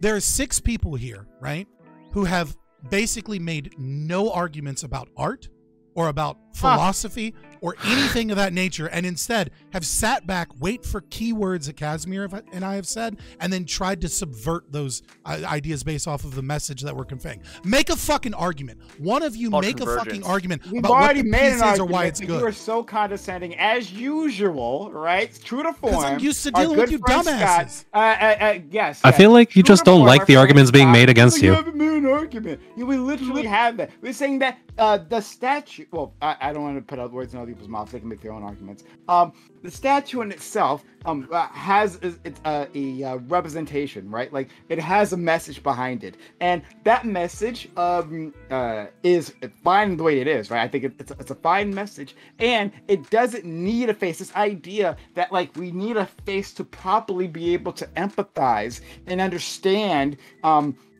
like the message behind it, or it's lost, right? Or somehow it's abhorrent. Like it's like we reject that totally. No, art can be abstract. Art can have these different meanings. It's disembodied from the human individual. Disembodied. Yeah, I to know. sell the idea of a collective abstract. For oh my God. That's what I mean by abstract. Disembodied. Yeah, that's fine. Got it. Wait, Scott, so do you disagree? You might Do you be muted, disagree that Casimir. the civil rights movement was about collective action? It was not about individual action. Like, No, dude, it was it's just about- MLK it's alone. Why didn't they essentially show only his face? I think the What is an landscape question embrace? was a good one, honestly. What's an embrace? Okay, hug? can you just get to the point? No, but what is an embrace? It's when you hug somebody and they hug you back. Right. You hug a human. Yeah. Right. Yes. This Or a is dog. It's your not, it's not embracer. arms coming from the fucking ground. Wait. Do you have grasping trouble each just other be- in some circular Wait. Do you have fucking trouble force? recognizing human arms? What? Wait, okay, No. but Scott, Well, again, that's the point of like these are human I mean, arms. if you were to watch, if no one told you what arms were, and you were to look at just this piece, fuck, you would have difficulty with it. okay, but Scott, so bro. Wait, Doobie. I'm sorry. Have you seen the new Legend of Zelda game, the newest one, where you kind of like play the little angle game where you just twist the controller around and you get different angles? I don't know if you're a child, but what difficulty do you have walking around something to see what looks the most normal? Like, is perspective that hard for people? I don't get what this is. Yeah, Scott. So earlier you said, right, the fact that this could be viewed from other perspectives, and it looks like a Lovecraftian monster, which I'll agree with from some perspective. Looks like prime eating ass. Looks like prime eating ass from other perspectives, right? You can look at it many different ways. But if you're looking at it from the perspective that it's meant to be looked at, right, it looks like a heart. It's two arms and they form a heart, right? So. The fact that you would dismiss that and say, well, shit, but if you look at it from this other angle, it looks like a monster. But then bring up the dying goal, or if you look at this from behind, it looks like a naked man jerking off. Like, I don't understand why you're totally accepting that if I look at that side, okay, go. I was muted for a while. I'll explain. So art is intended to represent values, right? A goal, right? The artist stated their goal, right? Which is this embrace, this family, this collective ideal to the civil rights movement. The problem is that when you are dealing with this modern art, this, hey guys, it's abstract, it's cool, anybody can kind of have their own meaning. Now you have this intentional cognitive dissonance that you've created. You have the intentional meaning and values of the artist, and then you have this disembodied presence that is specifically abstract, that specifically pulls you away from conveying the meaning, right? Instead, now it's about the subjectivity of it. It's about the fact that it's anti-value, it's anti-goal, it's anti-rational, it's anti-reality. And instead, what we're talking about when you look at real art that is value-laden, such as the Dying Gaul, yes, you're at the limits of your ability to explain with words. And so we use art as a mean to describe what we're grasping at unknown. We're grasping at it's symbolic, right? It's symbolic representation, which is a more primitive but also less compressed form of information than narrative, right? When we use the narrative representation to explain things, we lose certain things trying to compress the information and give it to you. And what this art does is the exact opposite of symbolic representation. because it says the message is not being compressed down into words to describe the message. Instead, it's the message is that there's mysteries to it. That the message might be my message, but you might have your own message. That's the fucking problem. That's what makes it not art. The Dying Gaul looks like a guy, because I've never heard of it. That was my first time ever looking at it when Very it was famous in the sculpture. group chat. Like it, yeah, I've never heard it. Like I said, I'm not big in the art world, but fair enough. That it looks like a guy looking for his contact lenses. That's what it is. He's on the bathroom floor and he's looking for his contact lenses. He looks like really bummed about it because he can't find his fucking contact lenses. That's all I can. If I don't know anything about, like, you have to do the same amount of explaining to me, like, about like the purpose of the Dying Gaul as you would have to do with these fucking arms. Yes, Yeah, but, like, but that's how the it way is. He's the dying. way- First, I immediately wondered why his dick is out. The dying wait a minute, no, I Gaul was waiting. is looking Come for his on. fucking contact lenses with a giant gaping wound in the fucking statue as he's keeled over in somberness, while also that's what Why is his showing dick out? peak- I don't know, bro. Why- From the when back, you it just Contact looks like a lenses, long you dick. get Like, caught on random stuff. You fuck yourself up. Yeah, It 'cause might- you can't see. it looks his like he might- contact That's lenses what I really see. bummed about it. Okay, The so reason- hold on. But if the we were to reason take why it, you if we were to don't take, want if we were to take is the a wound into means account, to deny this dude reality might be a truth. rapist. Who it might be a dude who's caught raping somebody, and that's why his dick is out, right? And he's been stabbed.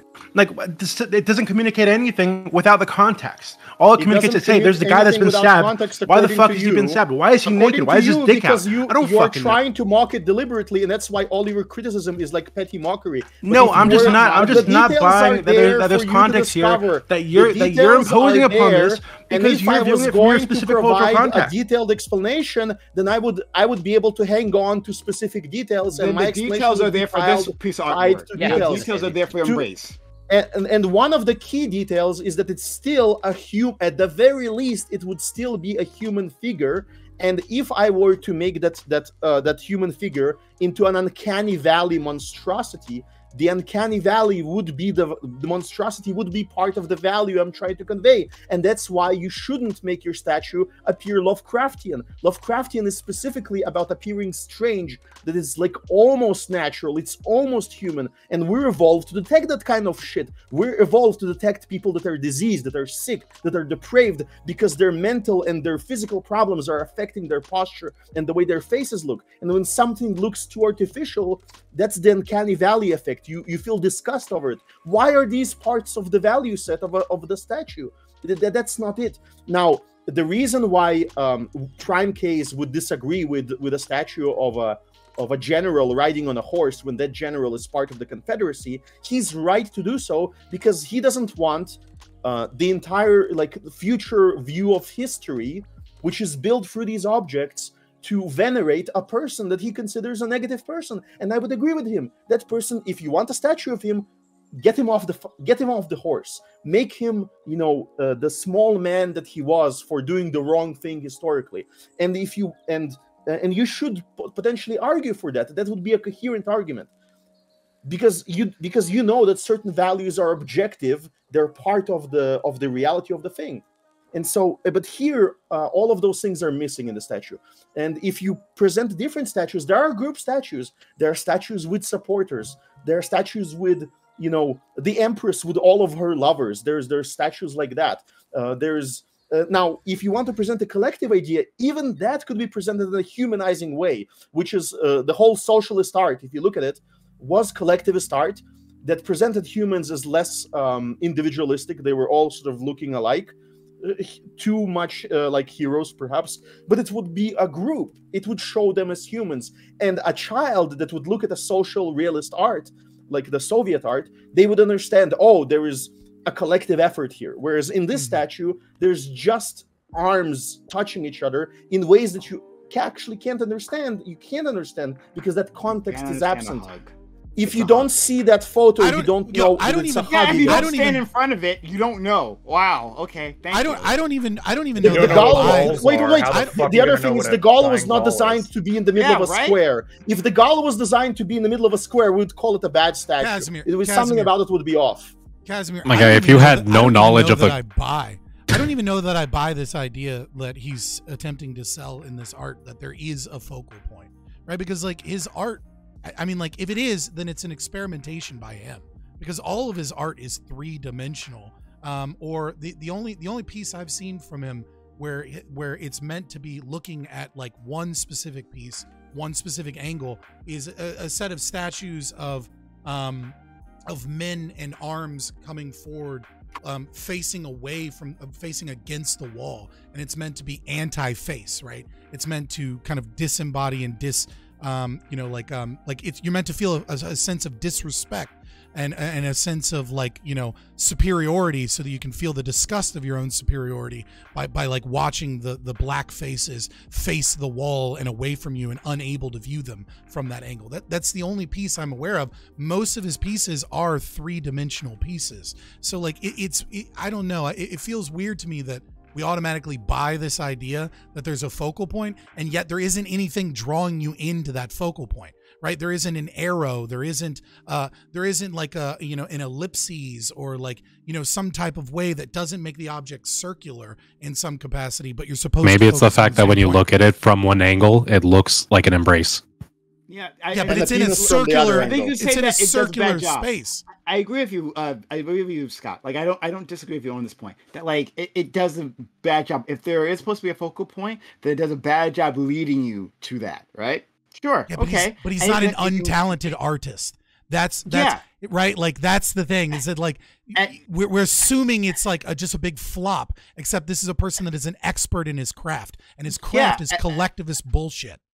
Yeah, but I think that anyone can make a mistake once for all, or just do a bad job. Doesn't matter if you're a expert, right? And like the very fact that it looks like a penis, right, from one angle. Well, look, I think if different people had seen this thing before the statue before it had been deployed, they would have like been able to spot this, right? But like the reason, why they didn't? I don't know. Sorry, Soren's talking over me. So mostly who saw it was like the creator, right, and the people who helped work on this. And first of all, when you're looking at it from a small perspective, it might not have been obvious. And when you're looking at it in a complete perspective, it's that like you already know what it's supposed to be, so you don't see what other people might see in it, right? These things happen all the time, right? Like, hey, like, mommy, I drew this fucking photo, right? I drew this I drew a rocket ship, and then it looks like something obscene, right? It looks like something crazy, but that's not what they intended it to be, right? They don't see that. That's Primecuz, you're right. There's a very small chance, right, that the artist fucked up so royally and couldn't understand his own art, right? But what is far more likely, when dealing with an expert in his craft that has been making art since the 80s, right? That what is far more likely is that the design is intentional, because it's an intentional design. It meant to look like dicks. I'm not saying that it meant to look like dicks, but that it meant to be ugly. That it was meant to be statues for public consumption, horrific. People are interpreting it as ugly, right? So it must be meant to be ugly, or maybe not. Maybe it is meant. It's just that like it appears that way from certain angles, and the artist didn't catch that. Like, hey, from this lighting, from this angle, it looks like dicks, and people are gonna make fun of it. Like, I think if he had known about this, Prem, but I don't think that's true. Though. Famous artist. So if you read the artist who's been doing this for for decades, makes what is likely to be his seminal piece. Makes what is likely the piece by which he will be judged for the rest of his life. And you're saying maybe he didn't think to look at it from this perspective. Well, Doobie's saying that's not true, because he's about to. Doobie's saying that's not true, right? Maybe he wasn't designing the thing, right? Y'all, Doobie is saying that's not true, though. You guys are arguing on something that might not be true. He saw it from every single angle. He saw it from every conceivable angles that we haven't gotten to see it at. He's seen it from every angle. I'm saying that as an artist, or as a person, when you've created a work, right, then sometimes you need other eyes. Like, that's why we have editors, because you may be in terms of a writing composition, that you may be trying to get across a message, right, and it's clear as day to you, but to everyone else, they don't see it. Right, and it doesn't mean why they don't see it. Writer. It just means, hey, you just need some other eyes to look at it, and maybe that's what just happened here. And he just didn't see the dicks.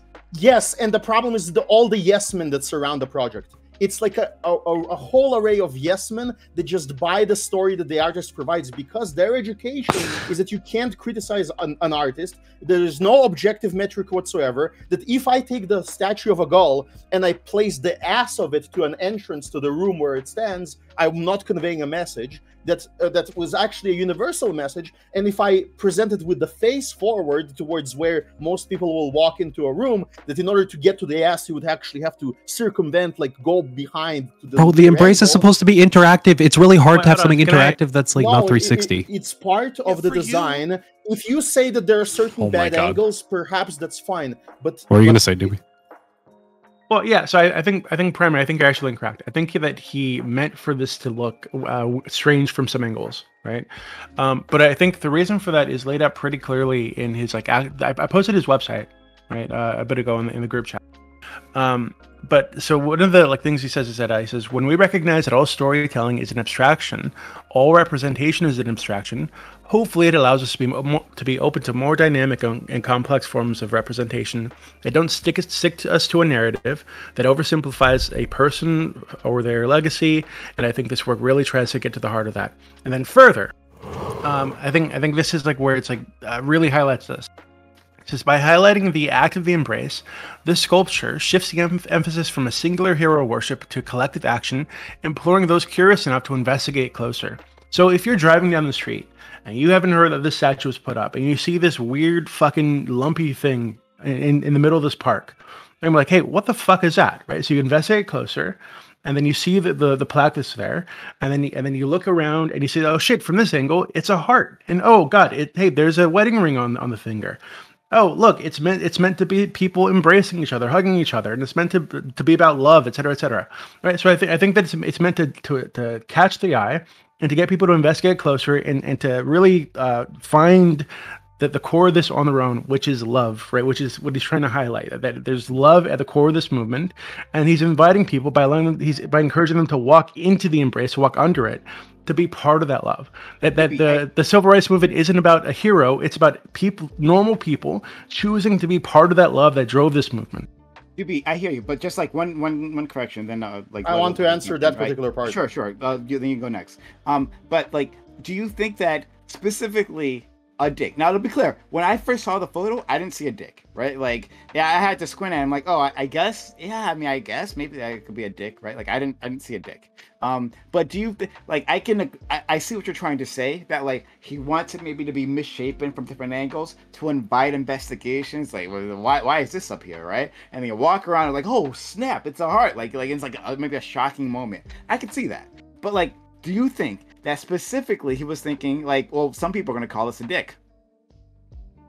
No, but I don't think it actually looks like a dick. I think that the only time I've seen it where I thought it might look like a dick was like a picture taken from like above it, like and off to the side, where like you only see like the two hands holding on to like the one like I think it's like a bicep. And that I guess if you were to only see it from that like one perspective, yeah, it looks kind of like someone holding onto a giant dick or something. Sure. But again, if you're on the ground, walking around this thing trying to figure out what the fuck this is, you're not going to see that. You're going to see some like weird misshapen thing, and then eventually you get to the side where it looks like a heart, and you realize, oh, there's a wedding ring on the finger. Oh, these are arms holding each other. And then again, you see the plaque nearby, and you read what this is actually about. And you probably Google it, and then you take a nice photo, and then you go like on with your day, kind of like with any piece of art in a city. Yeah, right? and to be clear, like so there's the space around it. The space around it is specifically meant to invite people to sit around this thing, talk about it, but then talk about the message, right? Which is, hey, we need to come together, stop waiting for a hero to pop up, and we need to be part of this movement. Doobie, you're slowly proving my point, right? Like Casimir, slowly. Casimir said he was. Casimir Yeah, wanted fair to enough, jump fair in, so enough, we'll go to fair enough. Casimir. Listen, then to you. So Doobie claims that it's not good to have hero worship, and that we should instead have this, abstract collectivist art. And I think both positions are the position he presents. Of my view, is ridiculous, but his position is also ridiculous. These are two ridiculous extremes. Obviously, human action and the human history is not it's a history of collective action. But the way collective action is initiated is that somebody makes the first move and is often killed for it and is often suffers for it or takes a risk. And in order to inspire humans to collective action of some sort, you need to have them empathize with the idea of heroic action. So you need a combination. You need both the spark and the flame. You need the hero and you need the crowd. And your work, if you're trying to inspire future improvements in humanity, should be both. It shouldn't be dehumanizing, but it shouldn't be venerating the individual too highly. There is a balance there. And what you're asking for is to dehumanize, is to remove the thing that is connecting us the most. And when you're telling me that those arms will allow people to connect with the work, well, no, because that's not how human psychology works. You see something that is disembodied, and you see that it lacks the primary characteristic of humanity, which is this: the face, the head, the brain, the soul that's implied by the eyes. The mind, right? Rationality, the individual. The rationality, that's the thing that's missing. It's that you can be, because I have similar features, because if I was an African-American boy and I would arrive at a statue that shows the man and the woman tenderly embracing each other and actually shows them full body, I would see that even I can also aspire to be a pastor. I can also aspire to be a Baptist pastor. I can aspire to lead a social movement, and I can aspire to have a loving woman that would embrace me and uplift me. Not, everybody in the crowd, but she would choose me, and I would have a child. Yeah, but you're making that's about the individual a legacy again. That would persist even after I die. But this wasn't supposed to be about an individual person. It was supposed to be an idea. You want a different statue. Right. And plenty of those statues exist. There are plenty of inspirational MLK statues where you're standing there looking really serious. You're literally proving my point slowly as you argue around, right? Which in the very beginning was that this is anti-art, that this is evil art, because the entire point is to take a Marxian ideology that this man has and subvert the heroic figure of MLK into a collectivist mindset. It's not about aspiring the individual to be great. Instead, it's about aspiring the individual to shackle themselves to the collective. It is altruistic, and it is cognitive dissonance. And it is meant to fucking shock you, and from different angles, it's meant to be disgusting so that it pulls you in to the collective embrace and destroys the sense of individualism that we as a society should be striving for. Okay, so you just and it does all of this through the vessel of MLK. But MLK, so you're just saying your subjective opinion on this piece of art is the objective opinion on how this art piece was meant, and you're not going to take it all how this author or how this creator felt about it.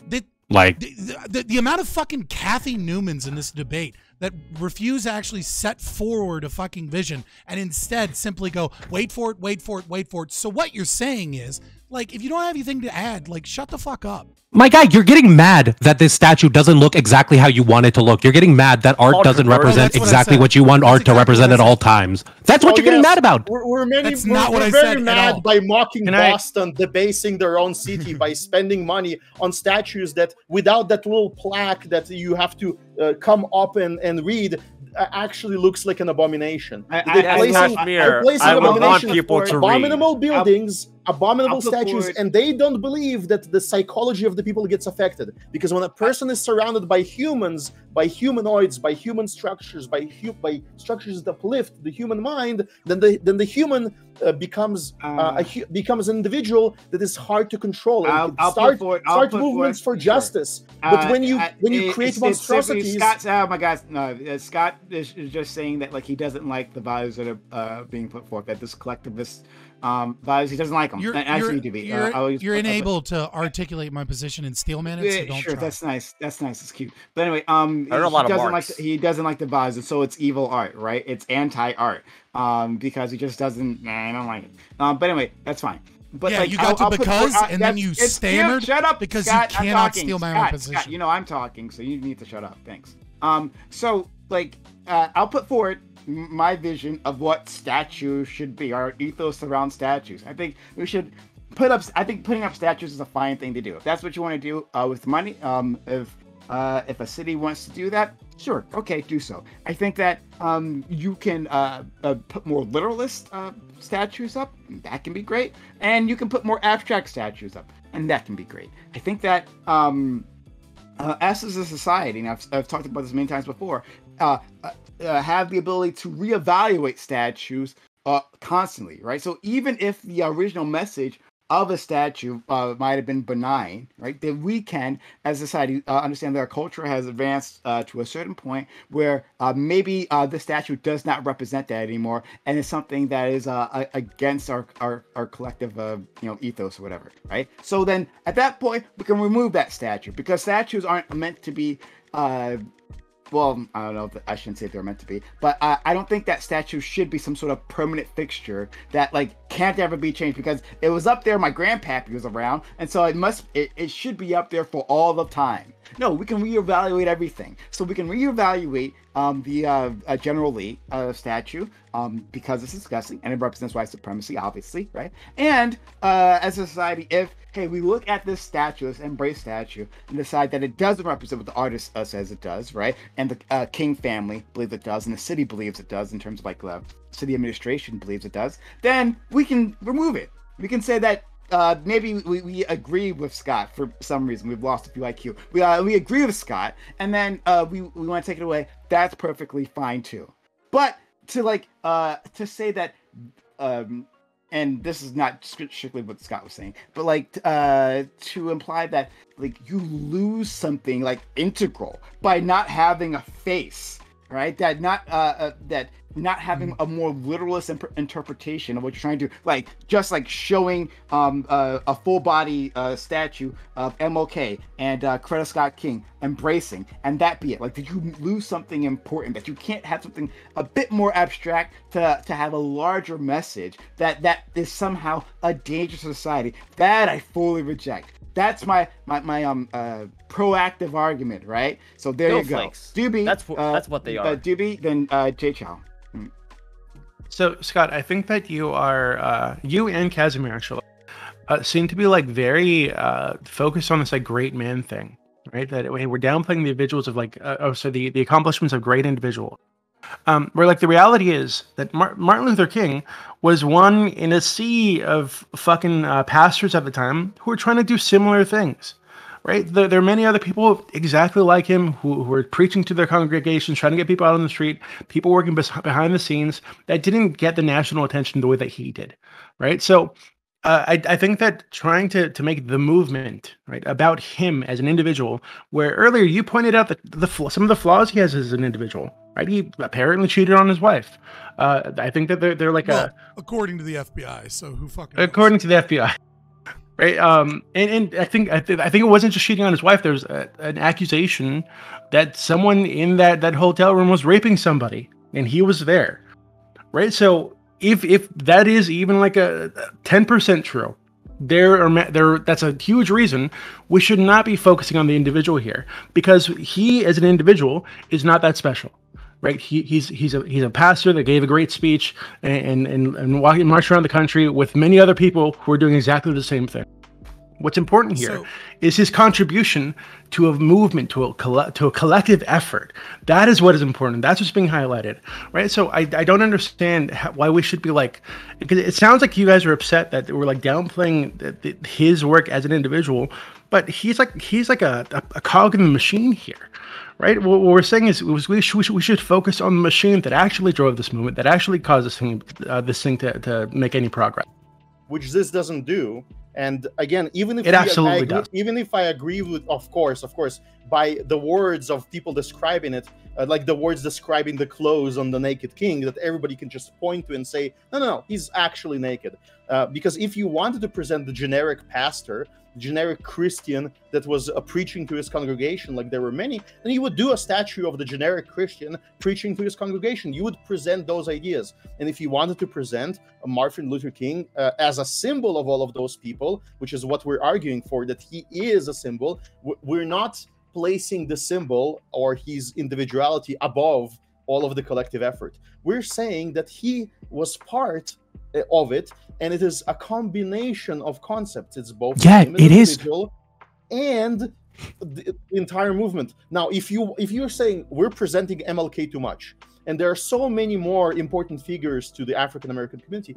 I agree with you. Let's have another generic or specific, other pastor, and put his statue in that circle. And so now you're just asking for a new piece of art again. You're asking for like another great leader statue. I am ridiculing. But Casimir, the reason it doesn't make any sense is because it leads to people sitting around and waiting for a great leader to show up. If you were to compare yourself to someone like MLK, I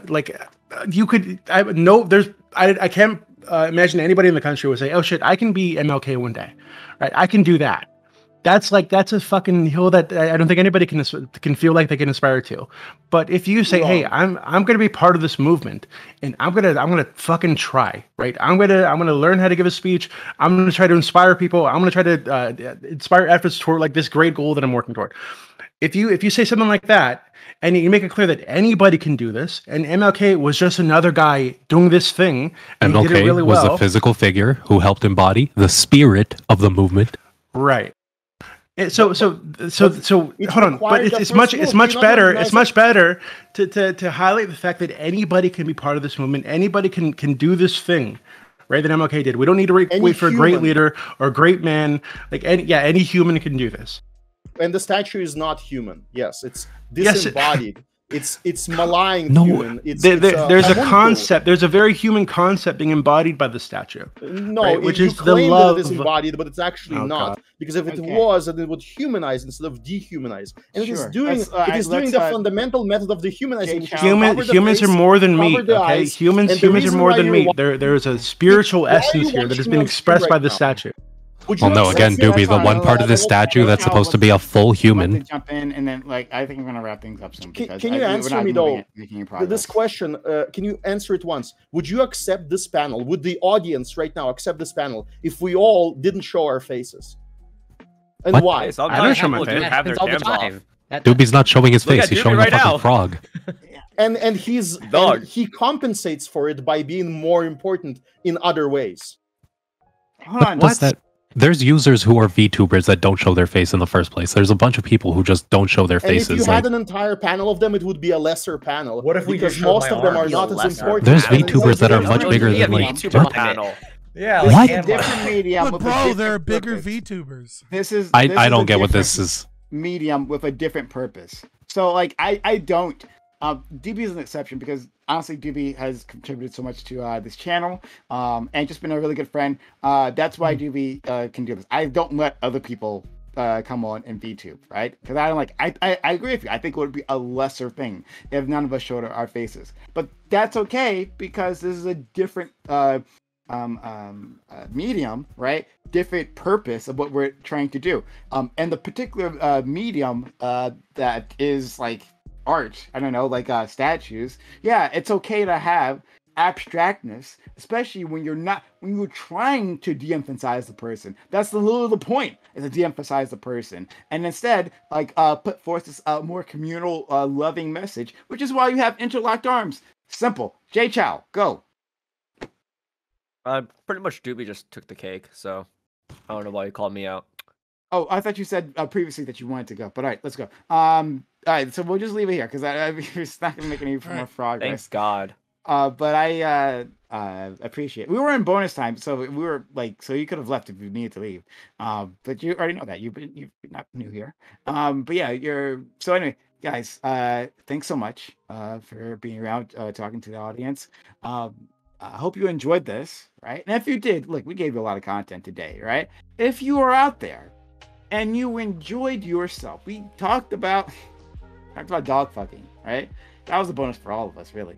And we talked about this statue very passionately, and we don't really talk about art in this forum, in this particular space much. So it was actually quite new here. This is an interesting conversation to me, and I appreciate the different perspectives here, guys. If you enjoyed that, then help support this panel. If you want to see this continue, then I do need your help. Subs to the channel.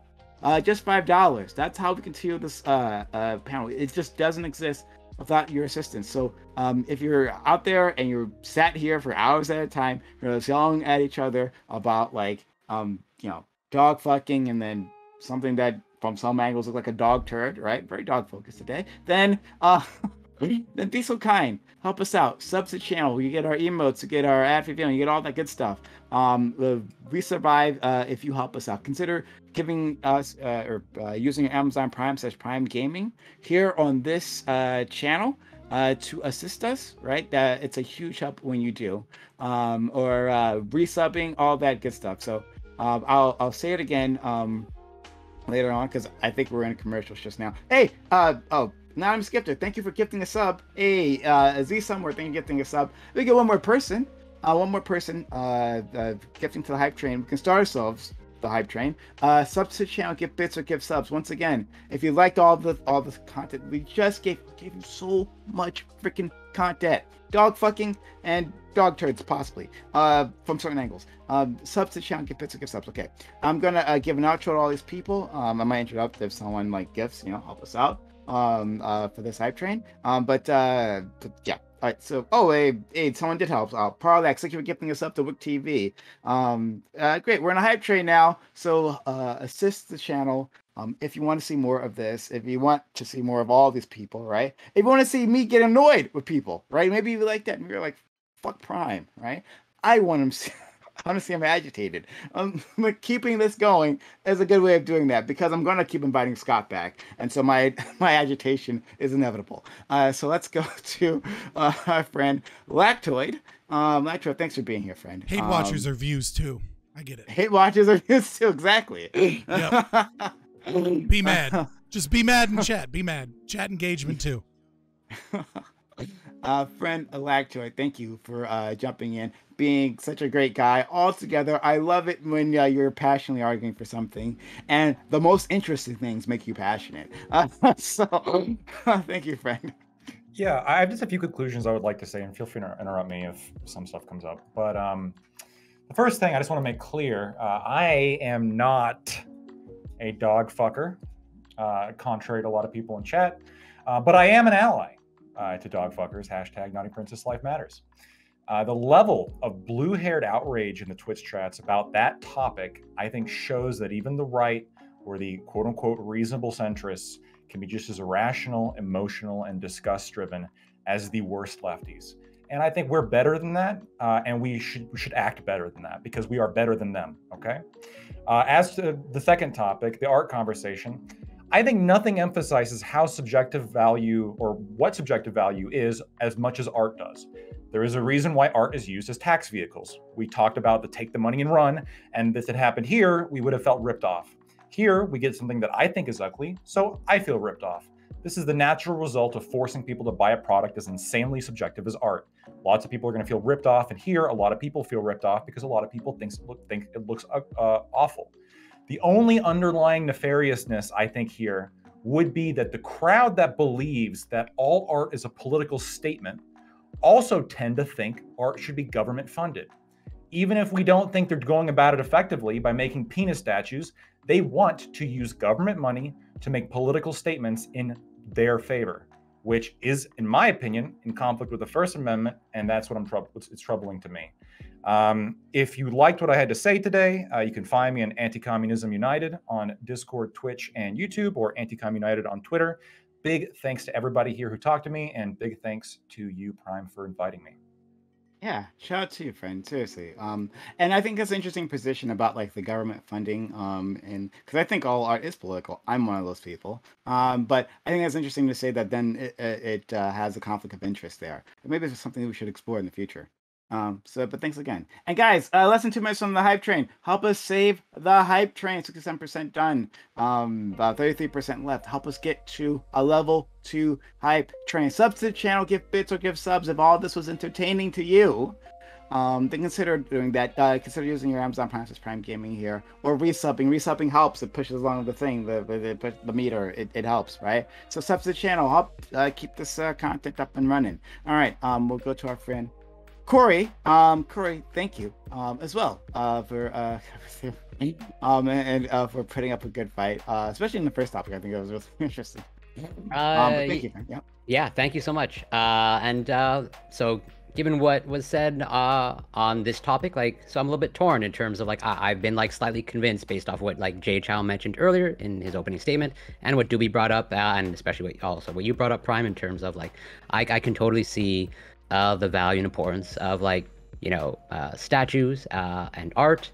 Especially statues that are not depicting necessarily or like elevating a certain individual, because I definitely have issues with like venerating or deifying certain individuals. But like, and I'm definitely not against celebration. But at the same time, like, while I understand, $10 million is like, a drop in the bucket, so to speak, but I do think it's a little bit of a mismanagement of funds. But yeah, mixed feelings about it. All that to say, thank you so much for inviting me. Always grateful to be on. And always a pleasure, Doobie, Scott, Jay Chow, and always a pleasure, FK. And welcome, Casimir. Always a pleasure to interact with you. And now on an official panel. And always a pleasure, Lactoid, and love you, Prime. If you like what I had to say, you can find me on Twitch, twitch.tv, CoreyCampbell84. Twitter and Instagram, it's Corey Campbell. I cover science, I do the occasional workout stream, and I cover some news and politics. And yeah, thank you so much. Thank you. Always appreciate, friend. And because shout out to Z Somewhere, who did save the hype train. Now of those 5 get the subs, thank you so much. Z Somewhere, always being a pal to this community. Hey, we are at a level 2 hype train, 30% done, 62% left. Let's get to a level 3, guys. Help us out. This is how I power this, right? I bring all these people, like, or at least they usually they find me, right? like Casimir here. Found me, wandered into my channel. Was extremely contrarian. I'm like, this guy's a superstar. I gotta bring him in. So if you want me to find more diamonds like him, right? You're welcome. Then. Okay, yeah. Shout out to you, Scott. Then fair enough. Then support this channel. Help us get to a level 3 hype train. Sub to the channel, give bits or give subs. Save the hype train. Can't do it without you guys. So thank you for the people who are helping out so far. The 2.5 minutes in the clock. Can we get to a level 3 hype train? Any little bit helps. It all adds up. Sub to the channel, give bits or give subs. All right. Casimir.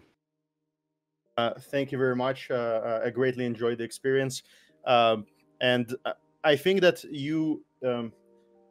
we should have art. We should have art in public spaces.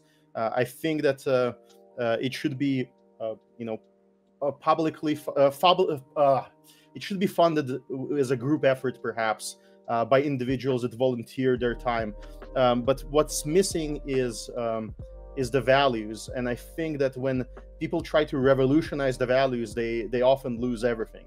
And I think that's what's happening with our society, is that in order to fix errors in the past, errors of character, errors of individuals, and errors of entire groups, we've sort of decided to cast out everything and to start anew. And this is like the basic, also Marxian idea of let's destroy the old world and build a new world from the ground up. But that's not how anything works. That's actually how you destroy things, and then everything becomes primitive and stupid. What you should do is you should evolve past your mistakes. If you look up at somebody like MLK, you should understand that he was a human, not a god, that he did make mistakes. But within his professional capacity as a pastor and as an activist, he was really, really good. He made that first step among a group of other people that made that first dangerous step that allowed the entire movement to be launched. And the art should represent that, ought represent that. And I think it actually ties to the previous conversation, that when we believe that all values are entirely subjective, when we don't see the historical convergencies, for better or worse, we're actually in a dangerous territory, because somebody will always impose some value on everybody. And it's very hard to hold anyone into account when we don't have some kind of a standard. So you should be very careful about that. And so look at past art, try to use it as like a language tool to make art in the future. I think that should be the approach, instead of tossing everything out. And thank you again. Thank you so much. Someone save the hype train. Help us out with the hype train. Subs to channel, give bits, give subs. Let's go to FK. FK, thank you for first time on the Reverie. Doing a bang up job. Hey, thank you for having me on, Prime. Again, still pretty new to this. It was fun. I love talking with all of you guys. You can catch me anywhere at it's just at just average FK. Most of the time, though, I'll be on the politics server. I'll be talking shit over there. Yesterday, I got to talk to some guy who didn't believe in genealogy or genetics at all. It was really fun. Again, Prime, thanks for having me on. Have a great one, y'all. Thank you. And our friend Jay Chow, hey Chow, I always feel bad because I feel like, as usual, like nothing ever goes the way I plan, especially if Jay Chow's around. Did you really think we were gonna be talking about art and what it means and what it values? I mean, like in terms of the dog fucking and the fact that we didn't get to the World Economic Forum and all that stuff. But like I'd like to do it next week. Like I don't want to raise the panel or a topic. We'll do that next week. But yeah, like I bring you on, and I know you want something specific, and then I like rarely provide it. So I'm sorry. No, that's fine. I was still able to provide some points that, to my surprise, thank you, Corey, for shouting me out. I think the statues, I personally don't really care about them, but I do recognize that there's an importance to symbols because, at least for communities, it represents and it shows, and it might even disseminate what they should value. I think what Casimir says is really correct, but he misses on what that statue is valuing, which is embrace. I think embrace is universal. I don't think it belongs to any one individual or any one person. I think what MLK represents is really important, but we should also consider how that should affect us and how, as what Doobie said multiple times, how we could put ourselves into positions like he did so that we become leaders, right? I think what that statue is doing is it's telling the people who are looking at it what it is that I can do to embrace others, whether it be for my neighbors or people who look differently than me, people who are struggling. How can I spread that love and embrace them? And I think that's really important. I do a lot of things on twitch.tv/jchowlive, but when I do talk about politics, I usually talk about things from a political science perspective. That's what I study in school. I think that's pretty important. So if you want to look forward to any political analysis by me, if you liked what you heard from me, then come check me out. Thanks so much. Thank you. Okay, Scott. As always, thanks to you, friend. I do appreciate. Of course, I appreciate you. Seriously, and your opinions, and your takes, and your fervency. I appreciate all of that, and so that's why I'm always having you back on. So yeah, thanks for spending another time. And again, like I didn't deliver as promised in terms of the topics. Thanks for sticking around. No, it's fine. I don't normally talk about the topics and outros, but I think this one's really important. So I am. The greatest lie that has ever been told about art is that it's subjective. Art is not subjective. That's a lie. Point blank, period. What is subjective is our analysis of attempting to determine what that art means. What art actually is a representation of difficult concepts that we can't put in narrative form of the artist's values, who they are, who they see themselves, how they see the world, and how they critique the world. And so, no, there is no subjective collective way that we can reinterpret art at a different time and actually say that the art is bad because the collective opinion of the art changed. The art always had one truth that it was conveying, and that truth is difficult for us to find, right? Or it wouldn't be art. Right? We would just simply say the things, and we would accept the things. That's why we need art, is because we're grasping at things that are difficult to explain, feelings and ideas. Now, in terms of this piece of art, yeah, I hate this piece of art. Not just because it's bad in the sense that it looks like shit from multiple angles, right? But because it is evil. It is using the vessel of Martin Luther King to try and present a new collectivist ideology. It is supplanting the great fucking hero that he is. I do like all of this talk about like, yeah, but he's all part of a collective. Yeah, sure. John Lewis is a civil rights leader. Yeah, sure. Stokely Carmichael is too. But there's a fucking reason that we remember Martin Luther King. It's because he was like, Good men are a product of their times. Great men are great in spite of their times. He did amazing fucking things. And it is up to us as a society to value great individuals and attempt to build upon that, to be a great man. I don't want to fall into the loving embrace of a collective ideology. I want to be better than everybody else. I want to be the best fucking version of myself that I could possibly fucking be. And all of you should want that too. And this art subverts that. It subverts the hero that is Martin Luther King, and it subverts the will of the individual to go out and achieve the greatest self that they can be so that we can all, collectively embrace. And on top of that, it's shitty and partially taxpayer funded. I'll leave it at that, but, I'm Scott from Fabian Liberty. You can check me out, Fabian Liberty, pretty much everywhere. And Saturday, I don't know, FK might be there. Doobie might be there. I will do a politics AMA 7 p.m. Eastern. So you can check that out on my YouTube, but definitely join the politics Discord. I think that's, oh my God. Fuck. I think it's super interesting what you said about great men. I disagree with why great men are remembered, but I think that might be a really fun conversation for us to have. But thank you so much. And then Dark Lord and Savior, for a reason, provides nightmare fuel every time, whether it's visuals or the arguments and where they will inevitably lead. Doobie, thank you for stopping by and being part of all this, friend. Yeah, thank you for having me on. I'm Doobie. I help run the politics server on Discord, discord.gg/politics, where you can find Scott this weekend. And again, I totally support lactoid fucking dogs. Do what you got to do. I think we all support lactoid fucking dogs. I forgot. I'm sorry. Really quickly, I noticed something when I was doing extensive research into the dog fucker lady. I'm gonna put it in the group chat for you guys, okay? But she actually posted on the 8th that she is done with dogs and she wants a man. So lactoid, now's your chance. You guys can give up. I already made my move. I already barked in chat. Look. Dogs don't count, so she's technically like a low mileage woman. Okay, like she's good. Do dogs not count? Actually, do. What does the not do to the hymen? Dogs do not count. Well, they count for like a dog years. There's like some calculation you can work on.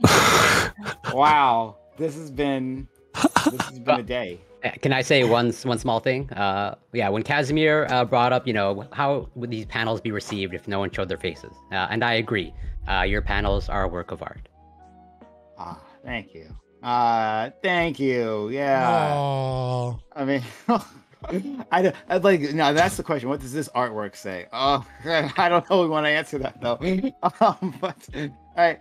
Thanks so much, everyone, for being here. Much appreciated to all of you guys. Seriously, every single one. Oh, and Cricket, who was here previously. Hopefully, we can have him on in the future. This was a baptism in fire, of course. You just watched a clip from our Twitch channel, Fabian Liberty. If you like content like this, please like and subscribe here on YouTube, or go ahead and give us a follow on twitch.tv/Fabian Liberty.